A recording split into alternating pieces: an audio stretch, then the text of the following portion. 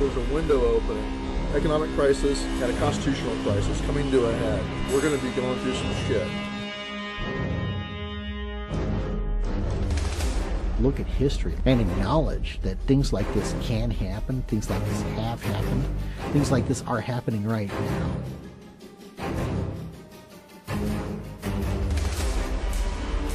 The Gray State is a part of this Orwellian nightmare that's being set up. Their vision for what's next is a global Fed and even more power. The potential complete collapse of America, of a global economy. One world government. New world order. It's real. A lot of people are realizing it, and more people are going to have to. You are a slave. The system is failing us, and the bottom line is that something has to be done. This is an empire in decline. If we don't do something drastic to put the federal government in check, we're going to be doing things the hard way with a violent collapse. We are already beginning to fall to the Gray State. We're already halfway there. This is the path we're already on. Civil war is staring us in the face. Trends like the slow yielding of our quiet American towns to a choking array of federal surveillance grids, illegal police checkpoints, and literal foreign occupation. That is exactly the kind of abuse of power that led to the first American Revolution.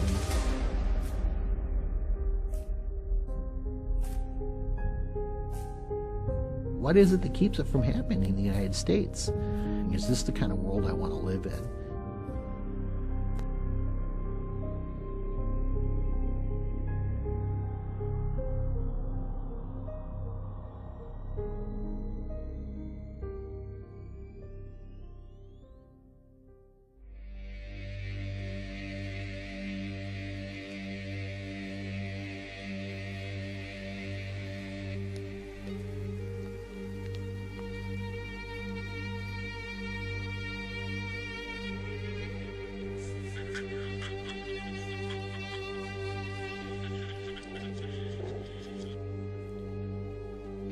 The gray state is a symptom. The disease is statism.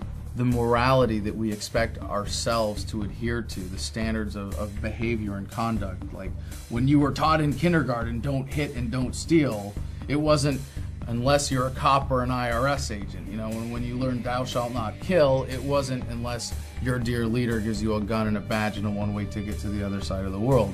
Those were moral absolutes, but what we are doing now is institutionalizing them in government and creating this moral exception for people that have the socially granted monopoly on the initiation of force over a given geographical area by calling it government and pretending that it's good for us. The only thing that makes the government different from any other organization is the government has the ability to compel people to do things via force. You got to look at that whole idea that it's okay for us to do this, but not for you to do this. They want you to feel defeated, they want you to feel powerless, and that is how they basically get away with rape, theft, and murder. It's like massive Stockholm Syndrome. We see it every day. We see it in the news. We see it on headlines, but people still don't acknowledge it. We are already living in a world where government has become a detriment to human liberty by any measure. It's such an obvious level.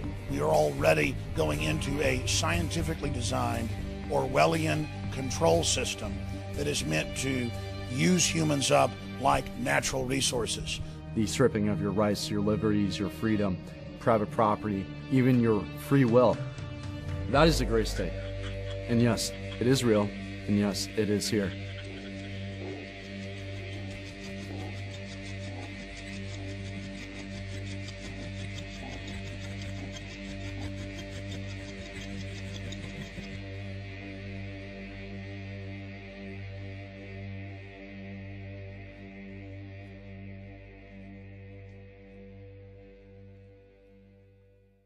Jewel Beat.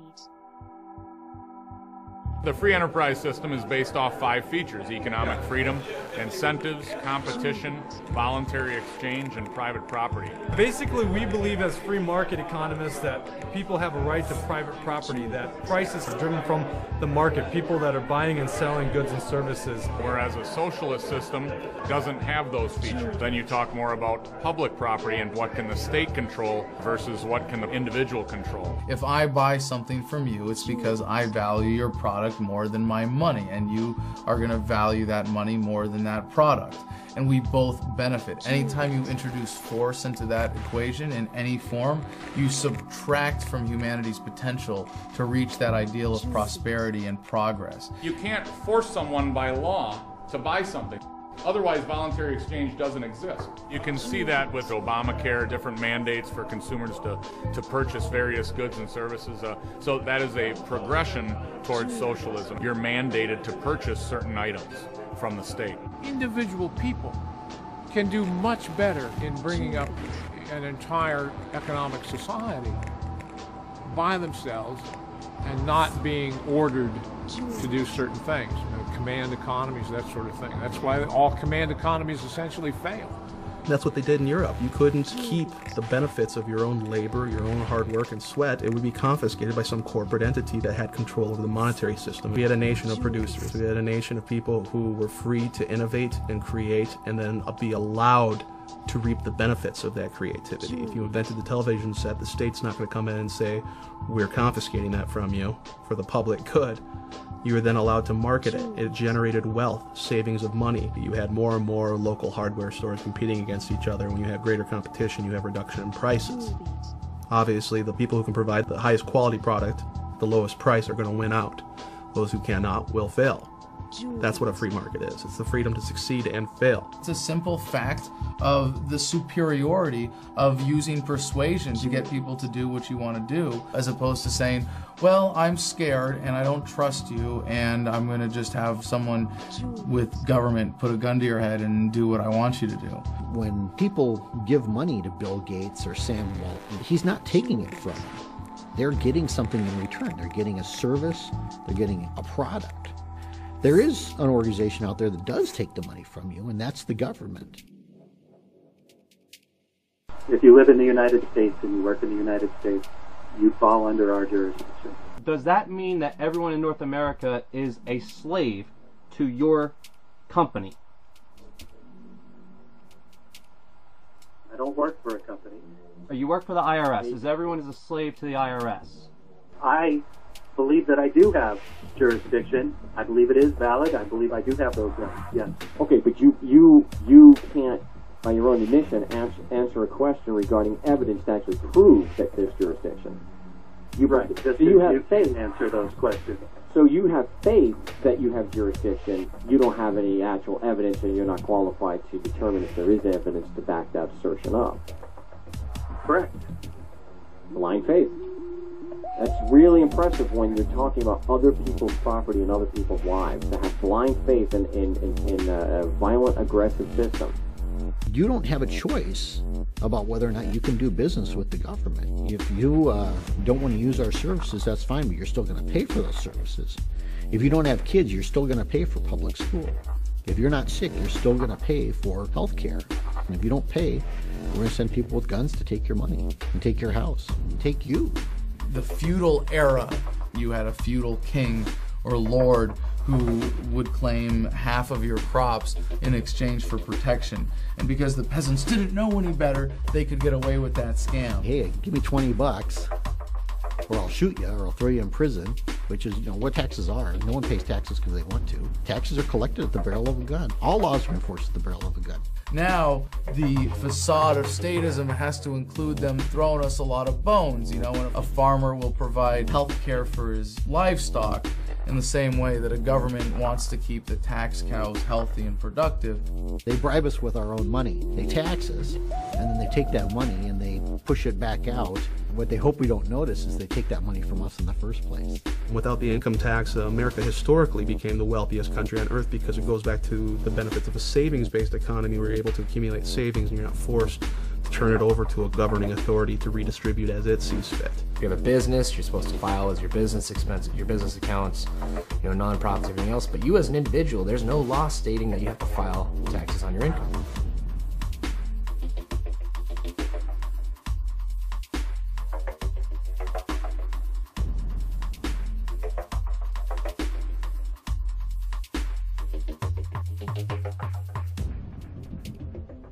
Understand that your income tax is a farce. The 16th Amendment of the United States was never properly ratified by Congress. people today believe that taxation is absolutely necessary. Like Winston Churchill said, it's the penalty for living in a civil society. This is not true. We lived without an income tax. New Hampshire today still exists without the income tax, and they're thriving. They're doing fine. You think it's moral to force people to follow your rules, and you think that's moral. You think it's moral to force people to do what you want and to pay you. And we don't believe it's moral to force people under threat to I disagree with the word force. Yeah, I disagree with the word force, but I think it's moral that you should have to pay your taxes, absolutely. So it's moral to force people to pay for services they may or may not want. Yes, it is moral to pay for things that you may or may not want. So by doing things voluntarily and not using aggressive force and asking questions, that to you is immoral. But the opposite of being involuntary, using aggressive force and not questioning, that's moral to you. One reason why the income tax is so detrimental, it's based on the assumption that the government owns everything, and they allow us to keep a certain percentage under their conditions. Which proves the point that even a 1% income tax is morally wrong because it sows the seeds of destruction.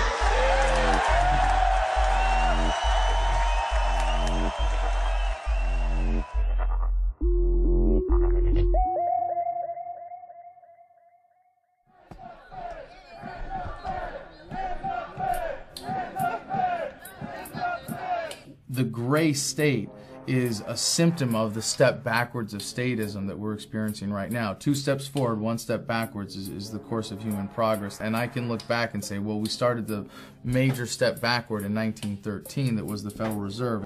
The Federal Reserve legislation was drafted on an island really called Jekyll Island. All these bankers, the heads of J.P. Morgan and the other large banks at the time got together on this island, secretly drafted the legislation and all that stuff. I think that name is perfect, the creature from Jekyll Island. It's this creature. The Congress was on leave for Christmas and had a silent vote. Less than 10 votes. They actually got through. And all of a sudden, the Fed Board of Governors became the all-powerful entity. So what you did was you gave someone a monopoly, and then they brought that monopoly into D.C. No different than the IMF today, no different than all the corporations and all the guilds, all the unions that are coming to D.C. to seek their monopoly favors. So basically what it is that the Federal Reserve is 80% owned privately, but yet it prints our currency, depicts our interest rates, tells us how much commodity products are. There's nothing federal about the Federal Reserve. It's a private establishment owned and run by offshore banks. The Federal Reserve is a criminal organization. Did you people know that America doesn't even own its own money supply? It's within our Constitution to be able to print our own money. Congress should have control over it. The Federal Reserve took that away.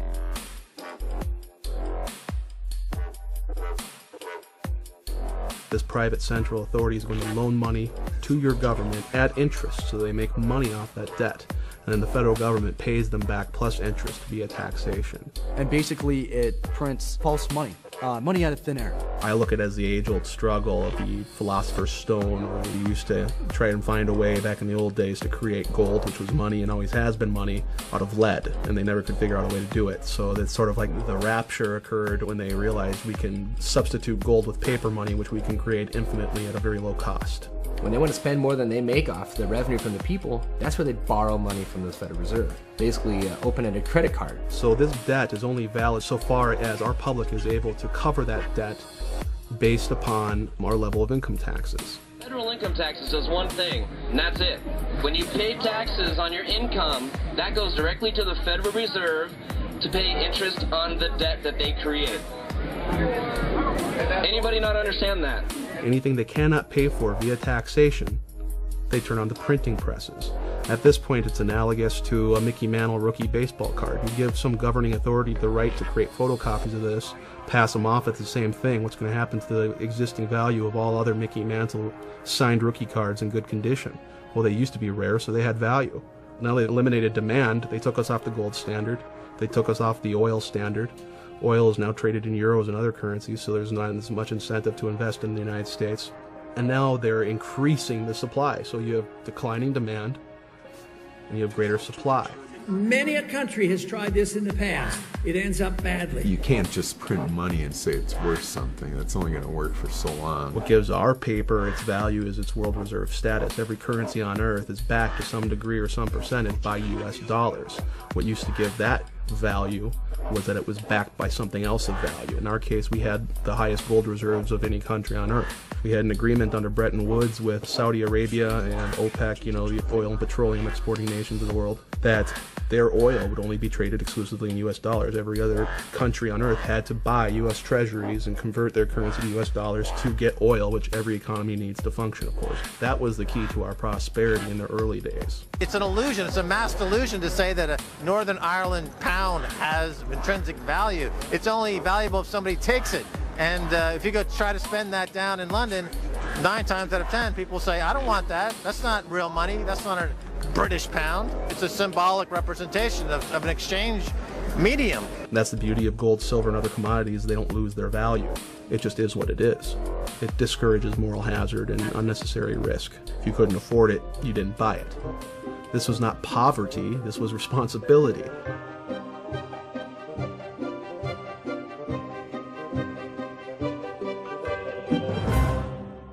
So they're funneling all this money that otherwise didn't exist. They're creating it literally out of thin air, loaning it to the banks, and they loan it at interest.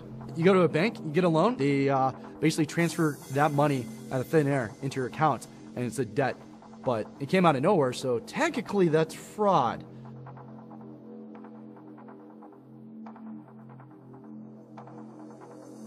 Since the 1970s, we did not have the ability to cover our debts via taxation. It's not popular to raise taxes. You're not going to vote for the politician who does that because that gets old.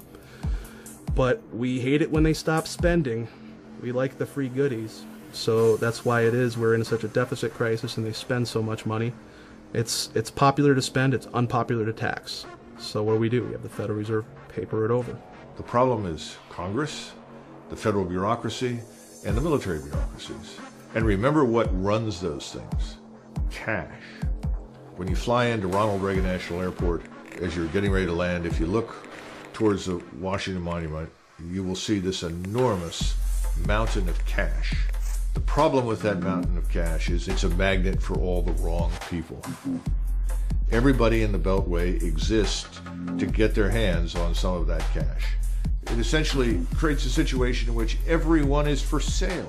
Again, to go back to the Mayor Amschel Rothschild quote, who was the founder of the Bank of England, granted control of our nation's currency. I care not who makes its laws. Now, they do not directly influence public opinion, the laws, or anything like that.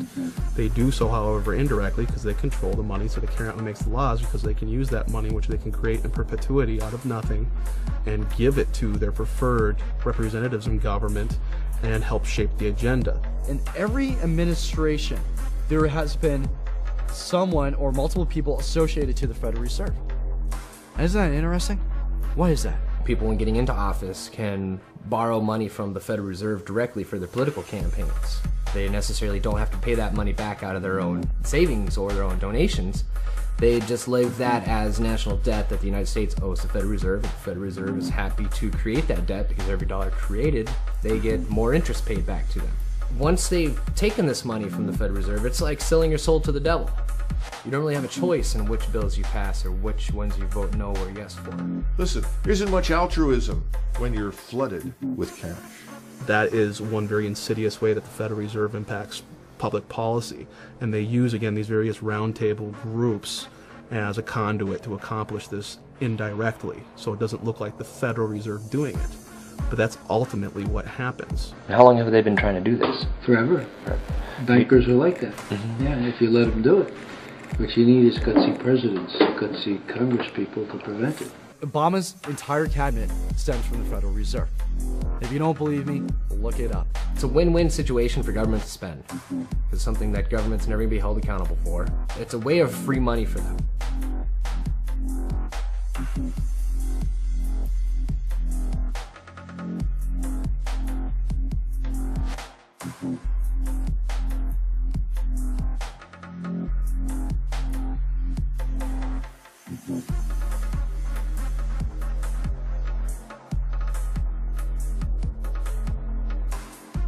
The elite use the banking and financial industries as a mode of control because either you're owned by them or you owe money to them.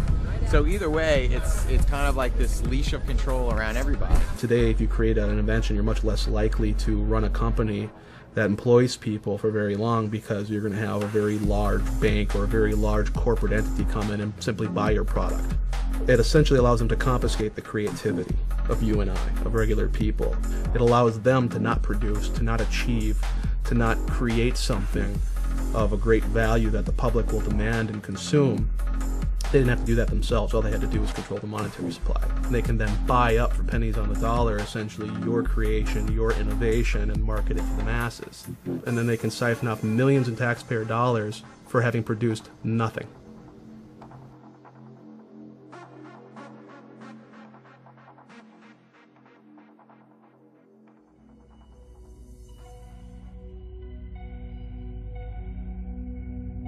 As humans, we're designed to worry about the next tribe coming over and attacking our clan. And men are designed to look out towards the horizon and see threats. But we only see military threats or criminal threats or thugs.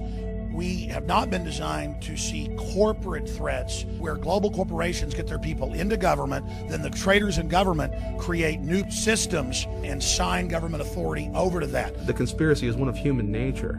And the moneyed power is using that moneyed influence to appeal to people's own based instincts and their own self-centeredness.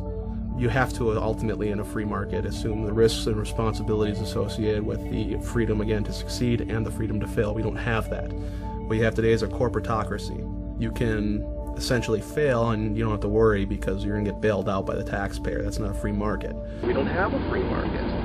We have intertwined corporate interests, right? We have the hydra of these corporations that are addicted to cheap money, free credit, created by a privately owned corporation that monopolizes the creation of money. So the Federal Reserve is going to create Mickey Mantle baseball cards, ad nauseum, and infinitum. They're going to just print them out to cover all these bad debts that went wrong when Goldman Sachs, Federal Reserve shareholder, decided to sell a whole bunch of these securitized mortgages thanks to the repeal of Glass-Steagall to foreign investors all over the world.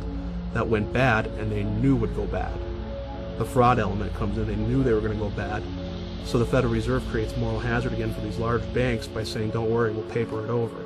We're in the midst of a serious financial crisis, and the federal government is responding with decisive action. Over 700 points. Apple shares are just getting hammered. We're down by between 3 and 4.5%. A national rescue plan. $85 billion deal. The worst economic crisis facing the United States. There are going to be ominous consequences. We're in the last days of this country surviving. Supply urgently needed money so banks and other financial institutions can avoid collapse and resume lending. We bailed out the guys that created this mess. And those are the last people that should be bailed out. These people should be granted a free pass. Not passing a bill now would cost these Americans much more later. There would have been a depression for the rich people. They would have gone bankrupt, and instead they got the bailouts and we got the bankruptcy. People accepted it. People were like, yes, good. Well, at least we had jobs. At least the banks are okay because that's where our money goes. And every time they manufacture a depression in the marketplace, they receive a bailout. Smaller competitors do not, so they can buy up the assets, again, the things of tangible, actual value from the productive people in the economy, and they're confiscating it on pennies on the dollar, because when you're liquidating in a Chapter 11 bankruptcy situation, you're going to take whatever you can get. Then Goldman Sachs, JP Morgan, Bank of America can swoop in, take control of all those assets. They didn't produce anything. They didn't make anyone's life better, but they're rolling in the dough, aren't they? The primary problems here is that there's an absolute unification of money and power and government, and you need to try, for the sake of sanity and liberty, to try and prize those things apart, because at the moment they are one. Is this triangle: corruption leads to secrecy and incompetence. It just breeds all this, and they just want to keep everything quiet. In the Roman period, they used to talk about bread and circuses as entertainment for quote-unquote the mob. Let's increase prosperity and standard of living. Everybody gets to drive a better car. Everybody gets to live in a nicer home. And what we really want people to do is go to the mall and shop and be entertained. They've been very successful in turning the body of the American population into sedated consumers. Well, you can only sedate the consumer so long. When the consumer runs out of his ability to consume, when he suddenly wakes up and recognizes that what he thought he had, he doesn't, the money he thought he had is gone, the wealth he was promised is vanished, that's when the game is up.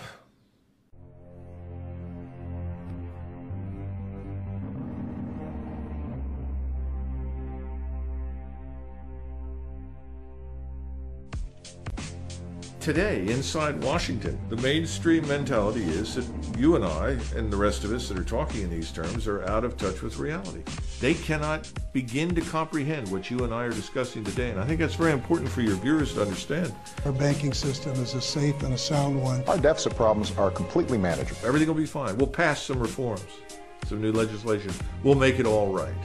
Part of the scam of government by printing money, by borrowing money. We don't have to tax people directly. We can commit intergenerational child abuse and pass that bill off to the people who are unborn, who, when born into America, have a $45,000 stone around their neck as their share of just the federal debt in its most conservatively estimated forms. People keep throwing around these numbers that were 15 trillion in debt, 16, 17. Those are all old numbers. It came out in Bloomberg Financial and other news outlets that under Obama's administration, in the first 2 years, over 23.7 trillion is missing. And those are old numbers, and that's on top of all the missing trillion from Bush. You had $1 million and you started counting one at a time. It would take you 11.5 days to get to 1 million. If you were going to count to $1 billion, it would take you 31.7 years. In 1 trillion seconds, it's 31,700 years. That's the difference between a million, a billion, and a trillion. So a million seconds ago, 11.5 days ago, a billion seconds ago, 1980, a trillion seconds ago, 29,688 BC. The way Bush has done it over the last 8 years is to take out a credit card from the Bank of China in the name of our children, driving up our national debt. Raising the debt ceiling, which has been done over 100 times, does not increase our debt. We have now seen our national debt go to the tune of $211 trillion if you consider all the government guarantees to workers for their retirements and their pensions, etc. We're at a point now where if you were to tax the American public to the tune of 100% of their income for the next 20 years, you wouldn't put a dent in the interest. And we see the economy falling apart. And before, people said, you know, I can't really believe that this is all by design. How do just tens of trillions of dollars go missing? And then Ben Bernanke, the Fed chairman, just laughs at congressmen and senators when they ask him, hey, where's the missing trillions? Some of the heads who were in charge of the accounting said, we just don't know where it went. When everybody's struggling in this economy, Ben Bernanke's out celebrating at this huge gala event with all these rich, elite, powerful people. And meanwhile, there's children starving. What'd you do at the 2008 Bilderberg meeting? I'm not doing any press today. For people in high office and high places, there is no accountability. And they like that. And it's a wonderful situation to be in. Never having to answer for what you've done. If the government deliberately devalues and destroys the valuable currency, it will destroy the middle class, and the wealth will gravitate to the wealthy. So when you print money, you literally expand the gap between rich and poor. We are in debt, our kids are in debt, our grandchildren are in debt. It is time to stop. When the United States defaults on its debt, which it will, to the Federal Reserve, it's not a question if, it's a question when. Each citizen has been placed on collateral, which is a Social Security number. So that means when it defaults on the debt, it's going to go to its collateral, which is you and me. So first of all, when you're born, you're enslaved. Look at your identifications. Your name is all in capitals. It means you're a corporation. That's your serial number. That's your ticket number. Everybody's given one of these when you were born. Okay? That's your PIN number, meaning that you're going to pay interest to the Federal Reserve System, you know, as you grow up and get older, because the Federal Reserve borrows against us as debtors. This, proven the fact that you're a number. Politicians in the New World Order. Who's the one to blame when your yours worth the quarter? Bankers, politicians of the New World Order. And if I recall, back in 2009, I think it was, they said that people with incomes are a threat to their agenda. It seems to me that they want to make sure that the people don't have any money to fight back. Just even the little crumbs. We have pulled this economy back from the brink.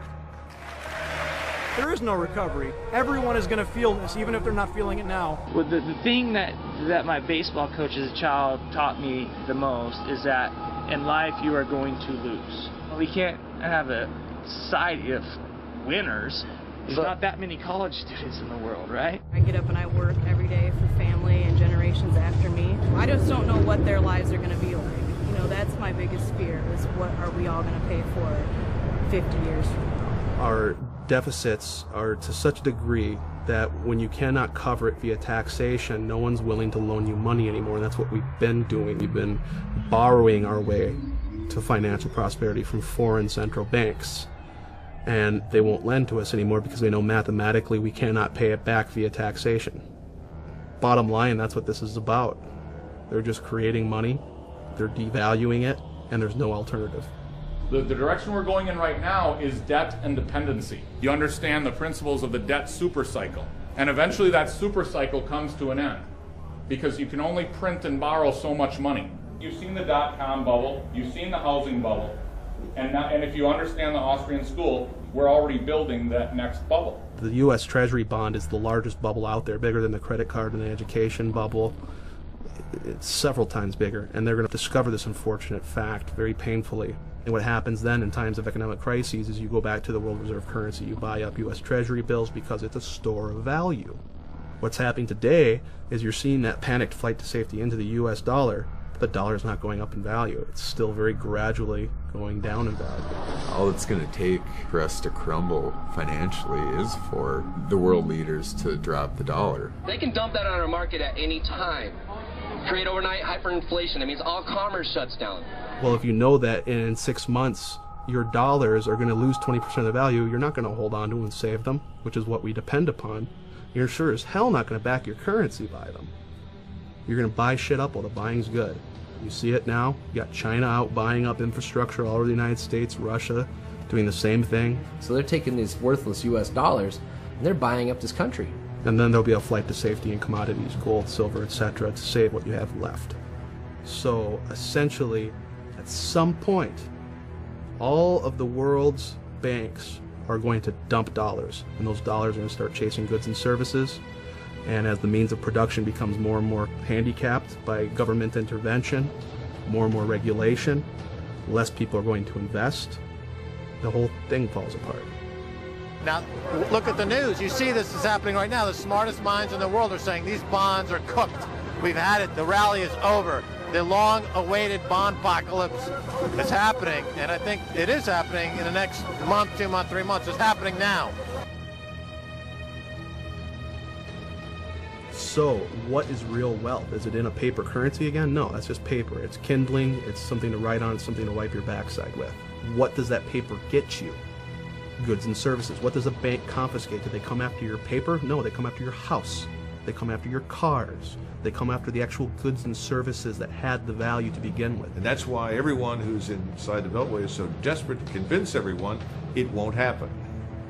Because there is no way to avoid it anymore. The economy is going to be okay. Keep them working because you don't want to create pandemonium. If you start getting the people too scared about what's going on and start fearing the government, then they're going to have a revolution. They can't have that. They want to keep it on the tipping point where they have control. They're going to use our own money to enslave us and collapse the monetary system at the same time, because again, every currency on earth is backed by US dollars. If there's nothing to replace it, you only have chaos. In June of 1929, Mr. Mellon, who was the Secretary of the Treasury, told the American people that they lived in an era of unbroken prosperity, that they had nothing to fear. At the same time, he was liquidating all of his investments in the market. He was putting everything into cash and gold. He wasn't alone. Mr. Geithner recently made the statement that our banks are solvent, that there is no issue, we have nothing to be concerned about. Nothing could be further from the truth.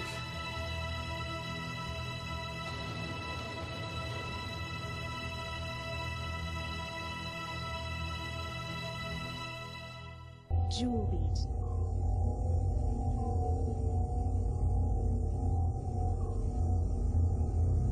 Jewel Beat.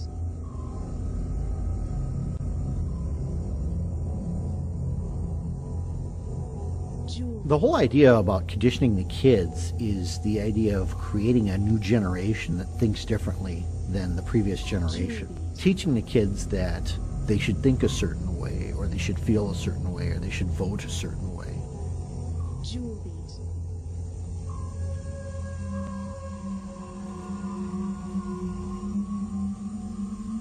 In the late 1800s, you have the emergence of psychology, the study of psychology, how people think and how people can specifically be manipulated.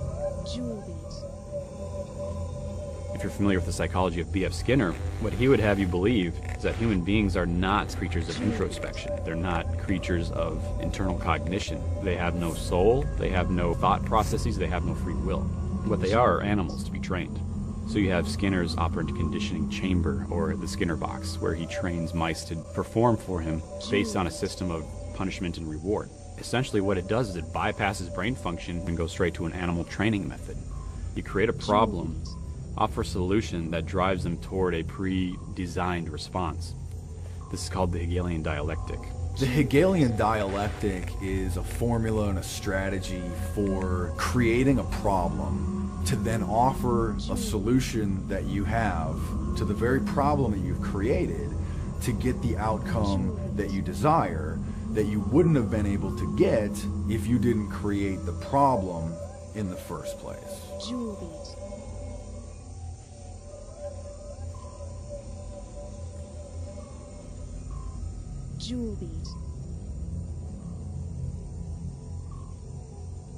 The Hegelian social theory was adopted by Lenin, by Marx, and it was applied politically in the form of communism and socialism. The German psychologist Wilhelm Wundt, he is the first one to apply it to education. For 85% of the American population, what is school supposed to do? Provide a path to employment and good citizenship.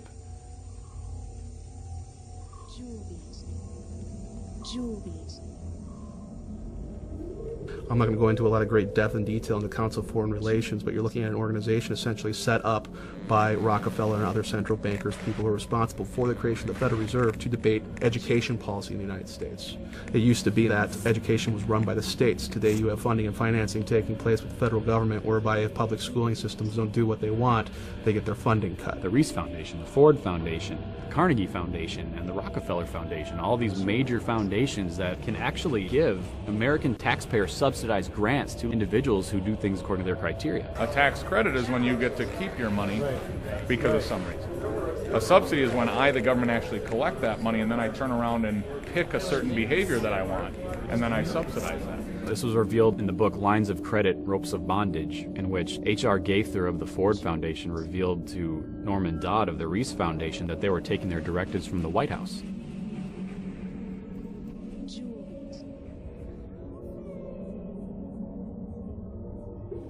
The American education system is a combination of Hegelian social theory and experimental psychology.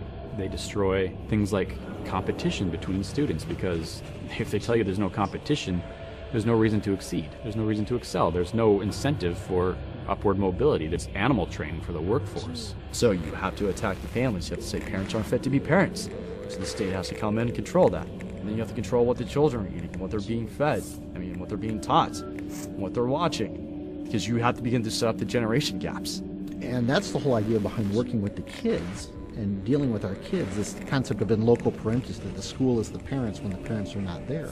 Most people are too busy working the 9 to 5, and now that 9 to 5 is turning into 9 to 9 to be able to just survive, crippling the amount of time we have to transfer knowledge and information to our children, our young. So by making sure both parents are away from the children at work, they can guarantee that the social environment of school, preschool, daycare is going to be able to give the children the knowledge that they want to. And what you have is the degradation of the individual, you have the promotion of the state, and you have the elimination of the middle class. Now, under this operant conditioning from Skinner, and under a system of reward and punishment, the only thing you learn is how not to get punished and how to achieve your reward. You're not going to come away from this system thinking, I'm going to stand up for something because it's right. You're going to do it because there's either reward or consequence involved. They're being trained to enter the workforce as a valueless cog in the state.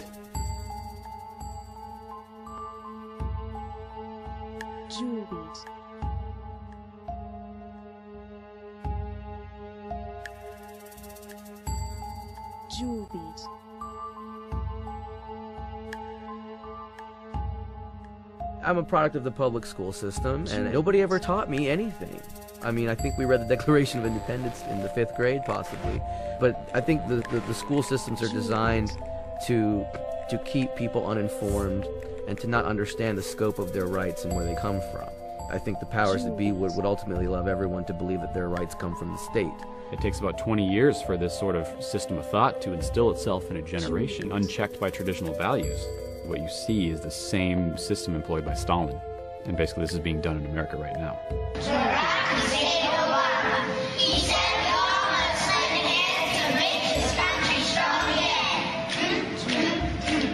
We're developing them to not question authority. We're developing them to be entitled, that the government will take care of them from cradle to grave. These efforts have been pretty successful. No one questions their shackles if they're born into them. Jewel beat. Jewel beat.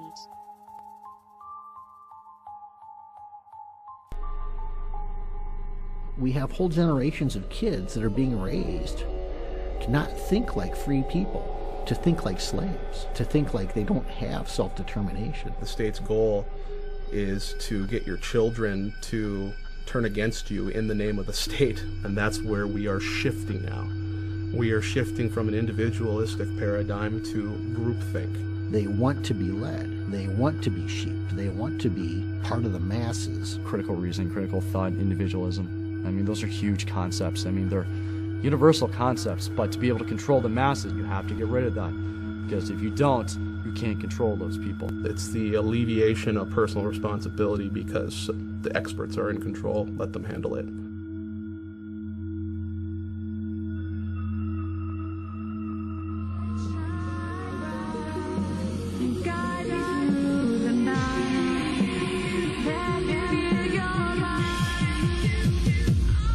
Hello, New York!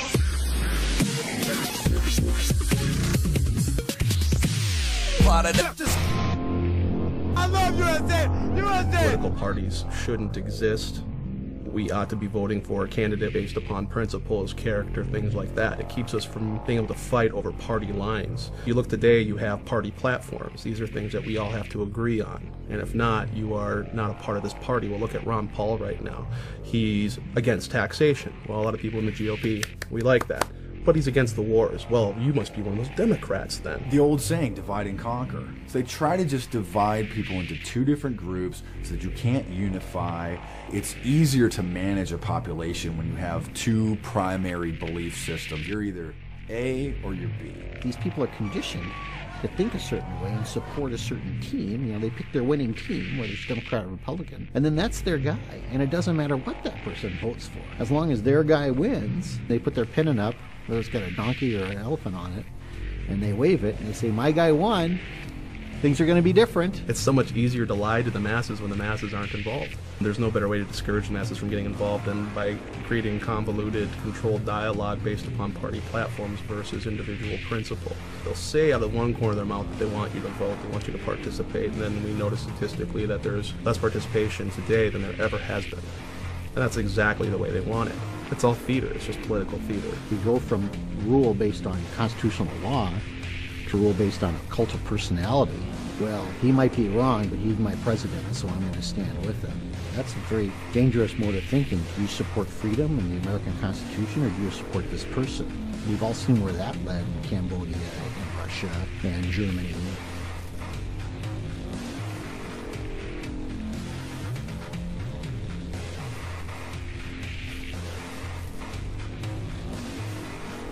Bush and Cheney. Everybody's got to obey the laws, including the president and vice president. Vote for Democrats. Obama, yeah. Woo! I'm sure if you ask the average Obama supporter if they have good intentions or not, they're going to say, of course. The path to hell is paved with good intentions. You know, Obama's just as bad as the rest of them. Why do you say that? What's he done? He's one of the most war-hungry presidents we've ever seen. He has not fulfilled any of his policies that he promised at all. The economy is still tanked. The taxes are still high. I'll make our government open and transparent. One of my priorities as president is opening up the White House to the American people. That White House tours will be canceled till further notice. I intend to close Guantanamo, and I will follow through on that. We will bring an end to this war. I will be held accountable. These are bills that Congress ran up. You will not see your taxes increase one single time. Cut the deficit we inherited by half. If I don't have this done in 3 years, then there's going to be a one-term proposition. If you had a spouse who broke their promise 95% of the time, you'd get a divorce. This is all fact, but people still support him. Obama's name is in the Bible. I prayed and I believe that God picked the right president. $10, hang it in your The Obamanoids. You're going to have 20 to 25% of the American public who will always support Obama no matter what he does because their own ego is on the line and they won't admit it. Actually, those are not facts. What you just stated, those wasn't facts. Everybody's happy to re-elect President Obama! Yeah! What's your favorite thing about President Obama? I could list a million different reasons. It's truthful. He's for public education, and he wants to restore it back to where it belongs. Yes, everybody in Cleveland, no minority got Obama phone. Keep Obama in president, you know? He gave us a phone. Healthcare. Healthcare, yeah. Healthcare is the... His public speaking skills are immaculate. Yeah. He's so smart, and he was funny, he's captivating.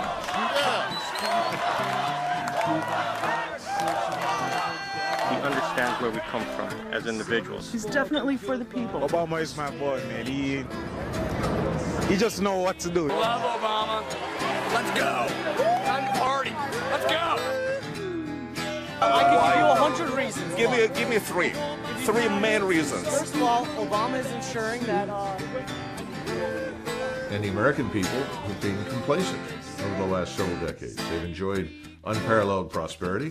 And let's face it, the average American on the street, he's not interested in what's happening in Kuwait. He could care less about Libya or something else. And so if you tell him, well, listen, we're bombing for democracy, goodness, freedom, human rights, so he said, okay, it doesn't affect him. He doesn't have to go. His children don't have to go. There doesn't appear to be any risk to him. Now that's changing. He's done everything Bush did, but more. Oh, I don't agree with that. Well, he had to continue what was started. You can't just say, okay, we're done. Well, sure, he didn't end the wars, but there are wars now, so we're in support of it. And, oh, well, sure, he hasn't completely pulled out of Iraq, but at least he's reducing the number of troops there. Oh, so it's diet tyranny. It's tyranny light now. There's a lot of other reasons why I'm going to vote for Obama, and hearing that stuff honestly doesn't change it. For the greater good, most of the policies he's put in place, I agree with. And he's challenging the status quo. Well, he is the status quo. Obama's going to take us forward. The president and the first lady are kind of like the mom and the dad of the country. And when your dad says something, you listen. I pledge to be a servant to our president and all mankind.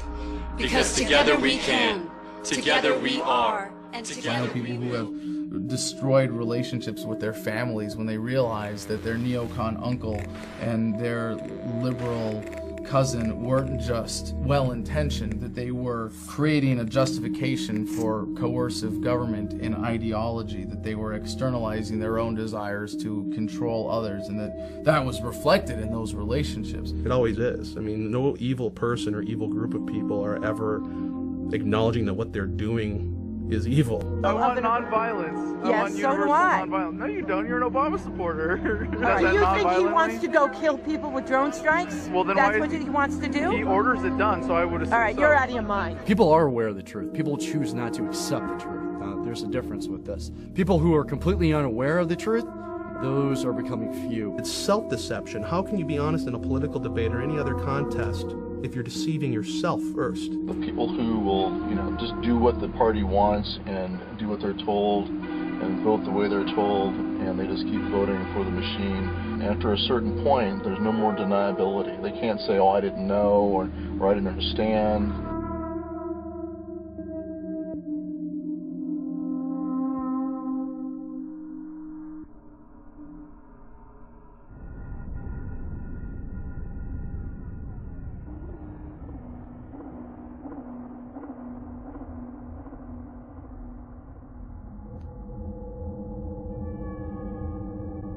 Americans accept propaganda from their government that if it came from the Soviet Union, they would have laughed at. But it comes from the Pentagon, and they get down and worship. They go around looking for ways to defend the propaganda.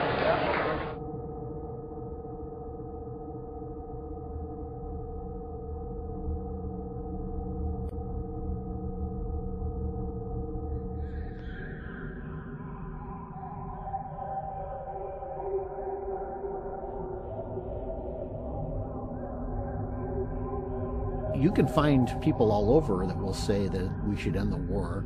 but they have a lot of trouble saying that when they meet a soldier. It was actually my older brother who talked me out of joining. We had a lot of conversations about the bravado of the current U.S. military forces, the attitude. If you ever go into the military, it's definitely about psychological conditioning. It's the idea that when life and death is on the line, you cannot afford to believe anything but the fact that you are the biggest, baddest force on the face of the earth.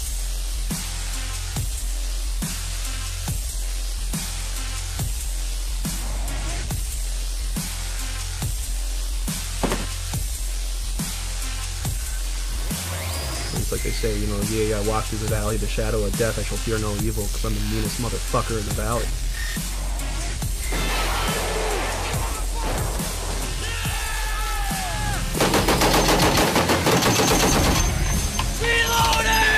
War is like a big video game that I can watch on my TV. And isn't it cool to see all the U.S. flags all over the foreign country, showing how the occupation is proceeding? They want you to believe that patriotism means that you support everything the government wants. If you don't support it, you don't support the troops. Another day, man. Another day.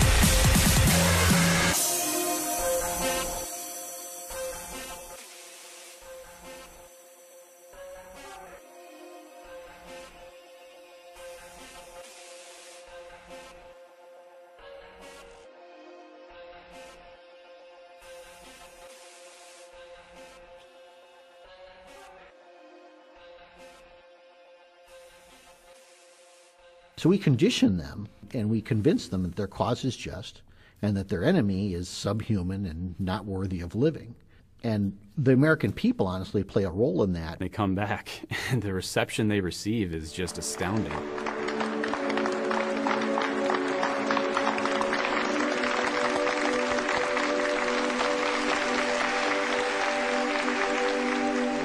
These brave soldiers that come from a combat zone defending our freedoms, let's give them a round of applause. Who wouldn't buy into that, really? Thank you for serving our country, and God bless you. USAA auto insurance is often handed down from generation to generation. I'm given tax breaks for being a veteran. I'm given discounts on my car insurance. I can go to the commissary, tax-free groceries. I get all the benefits I could ever want in the military. Why would I question that? We have soldiers who are coming home, they look at all this, and they say, well, it seems like that was wrong, but how could I admit that that was wrong because I was a part of it? You'll never know what we go through for your freedoms. But at no point does anyone question, how are they defending our freedoms by invading a foreign country? Well, you didn't serve, you don't know. Well, then what happens when a guy like Jesse Ventura, who not only served, but served in the SEALs, he comes out and he speaks and he says the same thing. Oh, he served, but.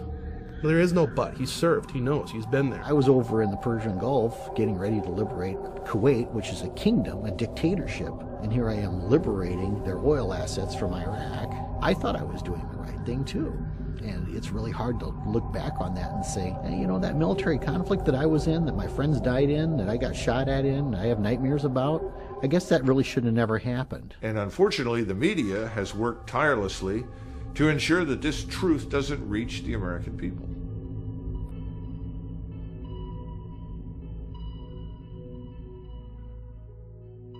In the past, we had the media to watch the government and keep them in line and ask the tough questions. You all remember those clips in the old days, the black and white, and you can see the news guys with the fedoras, yeah. They'd always go up and they'd be in people's face with the big flash bulbs, Senator, this happened. You'd always hear, politicians being held accountable, and they're always being asked questions, and you don't see that anymore. Leaders have found a way to cull the masses into their own ideal sets.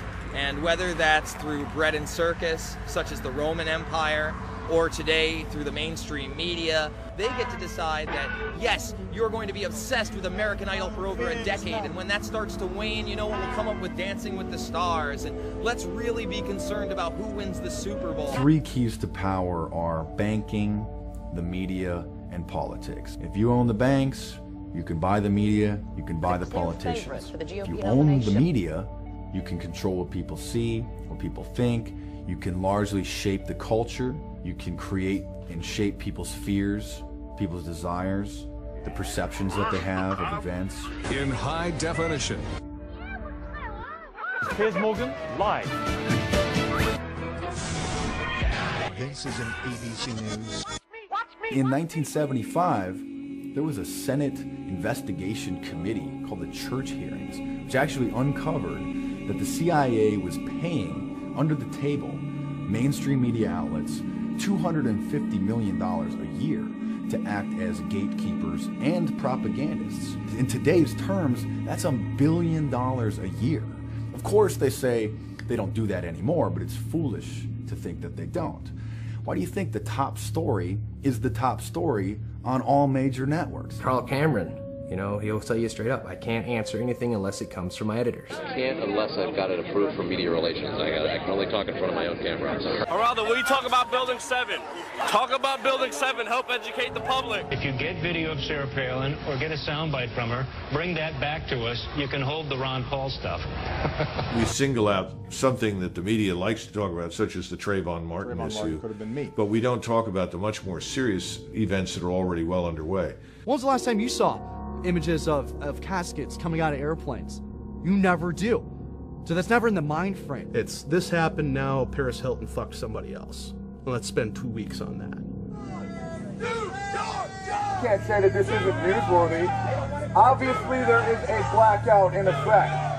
The mainstream media, though, wants to stay in business.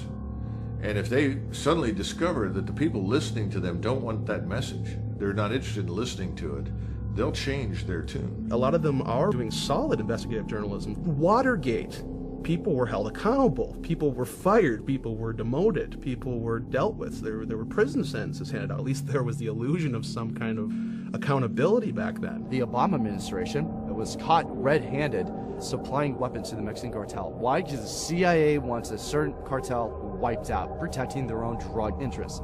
What happened? Nothing. The American citizenry now, like you've said, Fast and the Furious, they've done a great job. We just don't give a shit. First of all, I think that they shouldn't give us too much information, because anything that you and I can watch on television, our enemies can watch. Really, it's better to not say too much. Don't worry about it. You know, go back to sleep. It's amazing. The mainstream media can actually do its job, and it doesn't matter. The American public is now in a state of apathy, almost a state of numbness. And that's what I see, is like this is an entire country of people who are turning against the truth.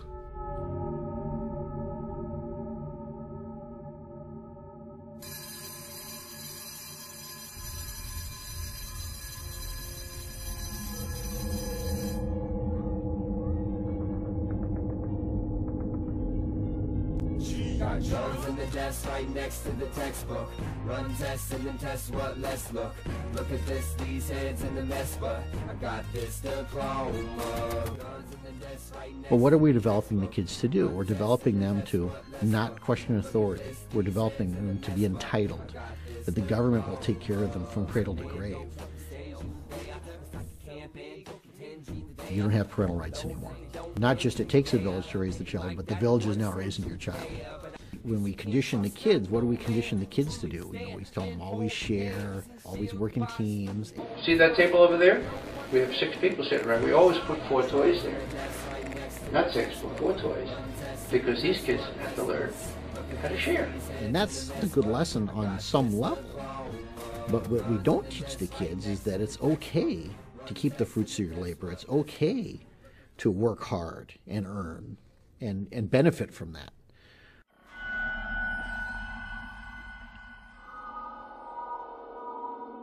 Jewel Beat. The thing about wealth is not a zero-sum game. There is wealth out there for everybody. All you have to do is be willing to work hard and earn it. The prevailing attitude in America today is almost that you should be ashamed to be successful. You should be ashamed to be rich. And that if you are rich, the assumption is that you got rich by taking from somebody else. You will not find your justice in capitalism. You will not find your justice in the colonial government of the United States. You will find justice when the institutions of capitalism and colonialism are destroyed and they are replaced by sustainable ways of being that nurture and protect all life. Right, you here with this Occupy movement? Yeah. What are they doing? They're chilling.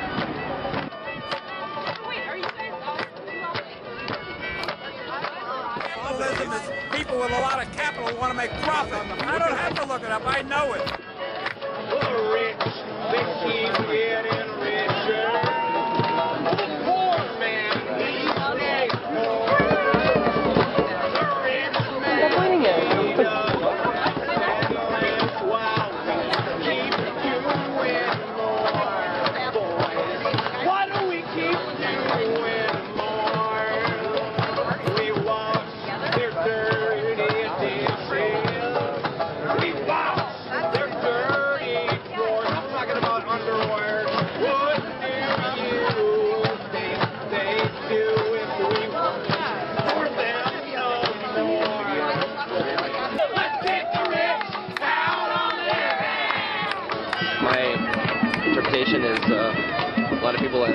had some hard bumps in life that want things to be free, more entitlements.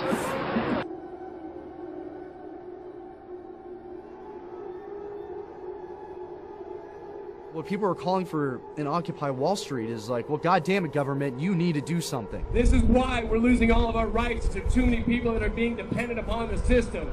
We want to get all the free stuff. Where is my free stuff at? Nobody wants to hear this, do they? Getting my school loans paid for, getting my rent paid for, my food paid for. It needs to be what we can do for ourselves. I will put this damn mic down once you all turn our country into a socialist society and take away my right to speak. Choose to be complacent or ignorant, and that's fine. That's your right, too. This is how you disperse a protest movement. We have to ask a couple basic questions. The first basic question, what should the role of government be? Should the role of government be there to run the entitlement system? Should we believe this story that entitlements are rights? Yes, there's always an appetite for big government. There's always this temptation of getting something for free. And there's always the motivation, well, we'll help the poor people. You want to give free food, free medical care, free education, free houses, and everything will be okay. The lie at the core of collectivism is that it is all for the good of the collective.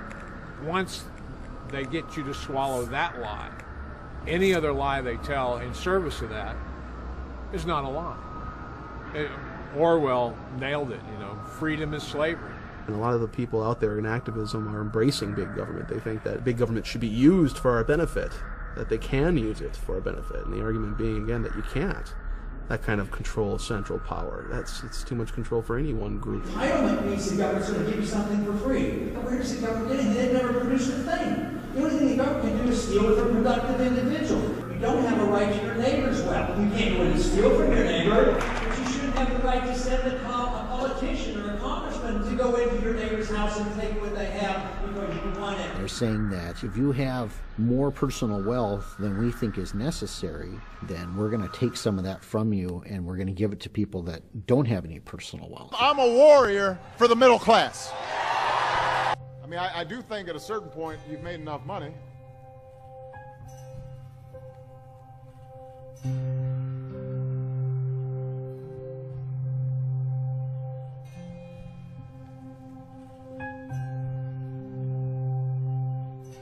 Those who grab the moral high ground and say that we're going to take care of the poor, what do? Welfareism and inflationism and socialism, they produce the poor. It's not in the best interest of the people that run welfare programs to get people off welfare. Their funding is based on the number of clients that they have. Well, if they get a client off welfare, they get a client a job, then they lose that client, they lose that client's money. Because you've got to remember, it's a skimming game. For every dollar that it goes to a person on welfare, $10 is used to support that system. All these entitlement programs, they'll go on forever if you let them, because they will encourage people to become entitled. Well, I can work for minimum wage, or I can just quit my job and go on welfare if I have kids. Welfare is a better deal because I still get the money and I don't have to work. War on poverty? Are you kidding me? 47 years ago. And now we have 47 million Americans on food stamps in this country. So for 47 years we fought this war, bankrupted ourselves, and now what? We have cultivated this large underclass that has made itself dependent upon government, and government has encouraged that. The ruling elite love to create a nanny state because then you'll go along with their plan. You're not going to bite the hand that feeds you. And then the people who are getting the entitlement, well, what are they going to do? Well, they're going to vote for the people that continue the entitlement. We're saying to these people, well, you can't support yourself, so we'll just support you, but then you got to support us when the time comes. We have historically been a bottom-up society. We're not a top-down society. You can't make someone equal economically to someone else by giving them something. Are you going to hear Mr. Obama talk in those terms? No, Mr. Obama says everyone gets everything for nothing in perpetuity. Don't worry, we'll print money. Don't worry, we'll do whatever is required. You can all be permanently dependent upon us, and that's a good thing. Honestly, it's almost like slavery. There's no personal freedom without economic freedom. If you don't have the means to earn money to support yourself, then you're going to be dependent on the government for food, for clothing, for shelter, for everything you need to stay alive. Because after all, look up the definition of the dictionary of slavery. It's ultimately boiled down to one word: dependence. If you are dependent upon anything other than yourself to provide for yourself, you are a slave. I won't have to worry about putting gas in my car. I won't have to worry about paying my mortgage. You know, if I help him, he's going to help me. The idea of self-reliance is gone. The idea of independence and individual freedom, the respect for private property, all of these things is gone. No. We can confiscate wealth from people that create it and give it to those who have none, and that will fix things. We've transferred $16 trillion in wealth since 1965 to the so-called underclass. The only thing the underclass has done is get bigger. They want that cradle-to-grave care from the government, and they want the government to use force and violence against people who are opposed to it. Well, I obviously believe that my ideas are persuasive enough and beneficial enough to society that people should subscribe to them, but frankly, some people don't, and yes. And at the end of the day, you'll use force against those people. I believe that it's the role of the government to use force. So you won't do it yourself, you'll hire someone else to do it, basically. That's what a government is. The reasons people do violence, if you look at the psychological underpinning, it's fear, insecurity, and the desire to survive. So we turn to violence when we're not secure in those things, when we're not secure in our own sense of selves and our own ability to thrive. That's why government propaganda is always fear-based. It's difficult for me to think that if we lose our economic freedoms, we become dependent on the government for our basic needs. The next step is we lose our personal freedoms, because then starvation becomes a weapon. Now, if the food stops, if the free services stop, and I think that could easily happen, because I think this whole giant federal edifice could go under, then you're going to have problems in many of these urban areas. In fact, you've already got them in the form of these flash mobs. We see gang members who are committing welfare fraud, and they are killing middle-class people who work for a living and pay taxes. So these folks, they're not going to support this welfare state, but the people who do support the welfare state, well, they're going to go and kill their political opponents. We're already seeing this violence. This has already begun. It's just not covered in the media. We don't talk about it.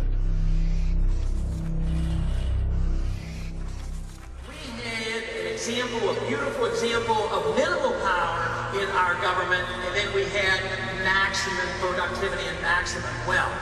But today we think too much of the wealth and believe that government provides this, rather than understanding that wealth and prosperity comes from freedom and productivity and not from the government. When we had a freer market and sounder money and limited government, the middle class in this country was the largest middle class in the history of the world, and it was the wealthiest middle class in the world. Madison said it very well. The purpose of government is to protect the unequal distribution of wealth. Mr. Obama wants to destroy that unequal distribution forcibly. Personal responsibility, self-sufficiency, independence, all these things. You can't have that without recognized individualism. Individualism is now being demonized. You're selfish if you're an individual. You need to be thinking about the whole, the needs of the whole. Well, of course we do. We all do. And we discussed 250 plus years ago that the best way to go about this is by securing individual rights. But you can use the needs of the whole as justification for all manner of tyranny. If you're looking for a leader, you're going to get a master, and you fucking deserve one. The most ancient divide in politics remains to this day the fundamental divide. The legalists, as they were called, and they were chiefly the people in the governing class, just as they are today, and we would call them totalitarian, who believe that every aspect of our lives should be dictated and ruled and pushed around by government. Instead of a political continuum being a line from left to right, it was really a circle. And that all political systems had to be judged by the amount of bodies that they stacked up. At the bottom of the circle, cheek by jowl, was communism, Nazism. Moving up the scale, you had socialism, fascism, all of the various collectivisms that subordinate the individual. And at the top was the constitutional republic of the United States. Free men, free markets, rule of law, ordered liberty. What the Chinese used to call the Confucians, the libertarians, the live and let live brigade, the free marketeers, the small government men, the small tax. Us. This is a country of individuals. What sets us apart from Western Europe around the time of the founding of this nation is that you already had socialism already in Europe. It just had different names. You know, whether you call it socialism, communism, monarchy, the end result is the same. A small oligarchy of people are in control. 90+% of the masses are out of control. Our country is hijacked by a bunch of cretins and draconian legislatures who have grown complacent and comfortable as they receive from us the best health care in the world for free, six-figure salaries, the best business connections that corruption can buy. And our government's supposed to be, well, first of all, transparent, but also should be doing our will. They're just our representatives. They don't respect the Constitution, nor do they respect the will of the people, nor do they respect, you know, the principle of the people, the sovereigns, knowing what they're doing. So they presume that they're somehow, you know, the appointed elite. They believe they were born with spurs on their feet, and the rest of us were born with saddles on our backs and ridden. This is the attitude they have. It's really kind of modern royalty. It's perfectly expressed in, you know, we are the board. You will surrender to us. They presume up front that they have the right to direct you because of this larger idea that, oh, by the way, only serves their interest. That's the big lie of collectivism, because it isn't even about collective. It's about personal power of the people who direct the collective. They hate the idea that ordinary smelly people should be allowed to have a say, when government should, in their view, be in the hands of the great and the good who deserve to exercise it. A new aristocracy of blackguards.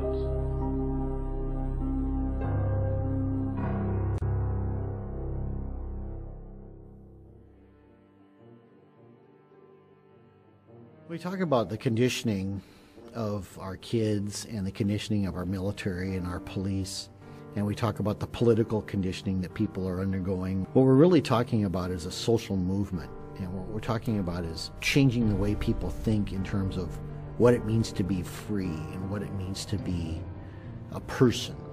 The Declaration of Independence said we hold these truths to be self-evident. What the Founding Fathers were saying there was, this is obviously the way it is. There's no question that all men are created equal and they are endowed by their Creator with certain unalienable rights. What they're saying there is that, plain and simple, by the nature of being a human being, you simply are allowed to be free, to have life, liberty, and the pursuit of happiness. That might be one of the reasons the Constitution's not taught in our public schools, because if we raised up a new generation of individuals, they might realize that this whole system of government is unconstitutional. We shouldn't have it. This document is the only thing that's going to save us, and if Barack Obama refuses to follow it, as he has demonstrated time and time again, nothing's going to change, folks.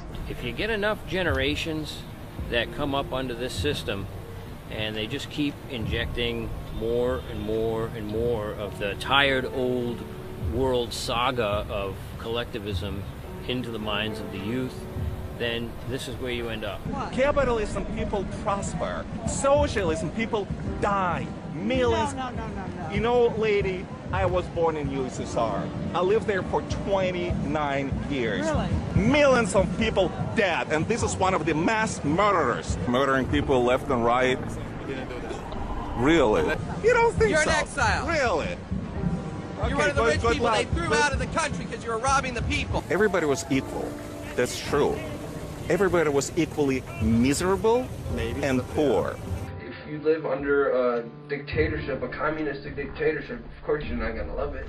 You know, nobody loves it. They didn't let people leave. Right, yeah. They killed people. They literally shot and killed people who try to leave Poland. They used to give you cards, like stamps, like food stamps. And you used to go in the store and you had no choice of what to buy. And they always tell me, you know, you're spoiled. You get all these gifts for Christmas. Right. For Christmas, we got meat. They would grow wheat, they'd grow corn, and then they would turn it all into the collective, and they expected to get something back. Well, the quotas were too high. They didn't get anything back. So you literally had people growing their own food, turning over to the government, and then starving to death. You have rationing of food in any controlled economy. They reduced the people to utter dependency, and that's how the Soviet Union had their way with people for decades. And people died. Thousands of people died.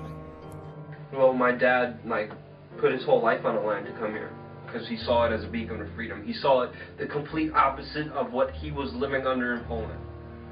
That was his major goal, is to get away where I could have an opportunity to live my life in freedom and not be ruled by, you know, the elites.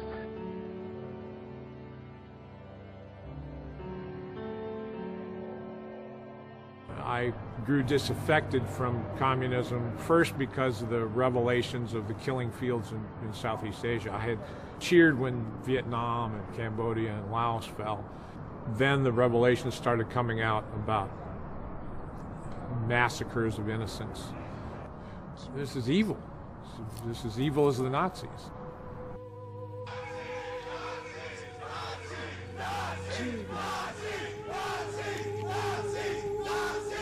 It's really hard for people to fathom those numbers when you're talking about Stalin 60 million, Mao, you're talking what, 40 million, you're talking about Hitler 6 million.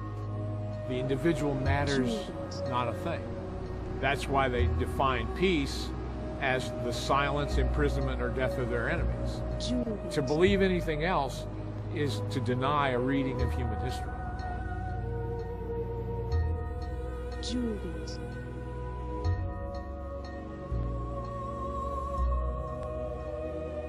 After the revolution, all these guys who helped the revolution wound up being victims of Stalin, and because they had torn down any protections of the individual, they were gone. So if you're a hard right-winger, if you're a hard left-winger, if you've participated in the Hegelian dialectic, you've served your purpose. You're what they call the useful idiot. They don't care about you once you have fulfilled your role for them. The government doesn't quite frankly care if the terrorists attack, like embassies or servicemen, okay? That's part of the job. That's what they signed up for, is to take risks. The soldiers are, for all intents and purposes, U.S. government property, and that's where the term GI comes from. GI stands for government issue. And when Henry Kissinger said military men are like dumb, stupid animals to be used as pawns in our foreign policy, that kind of summed it up. What difference at this point does it make? I think of the story of the early days of World War I on Christmas Eve, when they took a pause and the Germans and the British started singing Christmas carols, and they finally got together and exchanged gifts and had a Christmas tree. And then in a day or two later, the hard might of the government comes in and says, you will not have peace. You must go back to shooting and killing each other again. Dwight Eisenhower, in his farewell address from the presidency, said that we should beware of the military-industrial complex. It is fully metastasized today into a cancer on our society that takes the best and brightest and the most nobly intent who would put their lives on the line to defend fellow Americans and puts them into these bullshit wars that have nothing to do with national defense.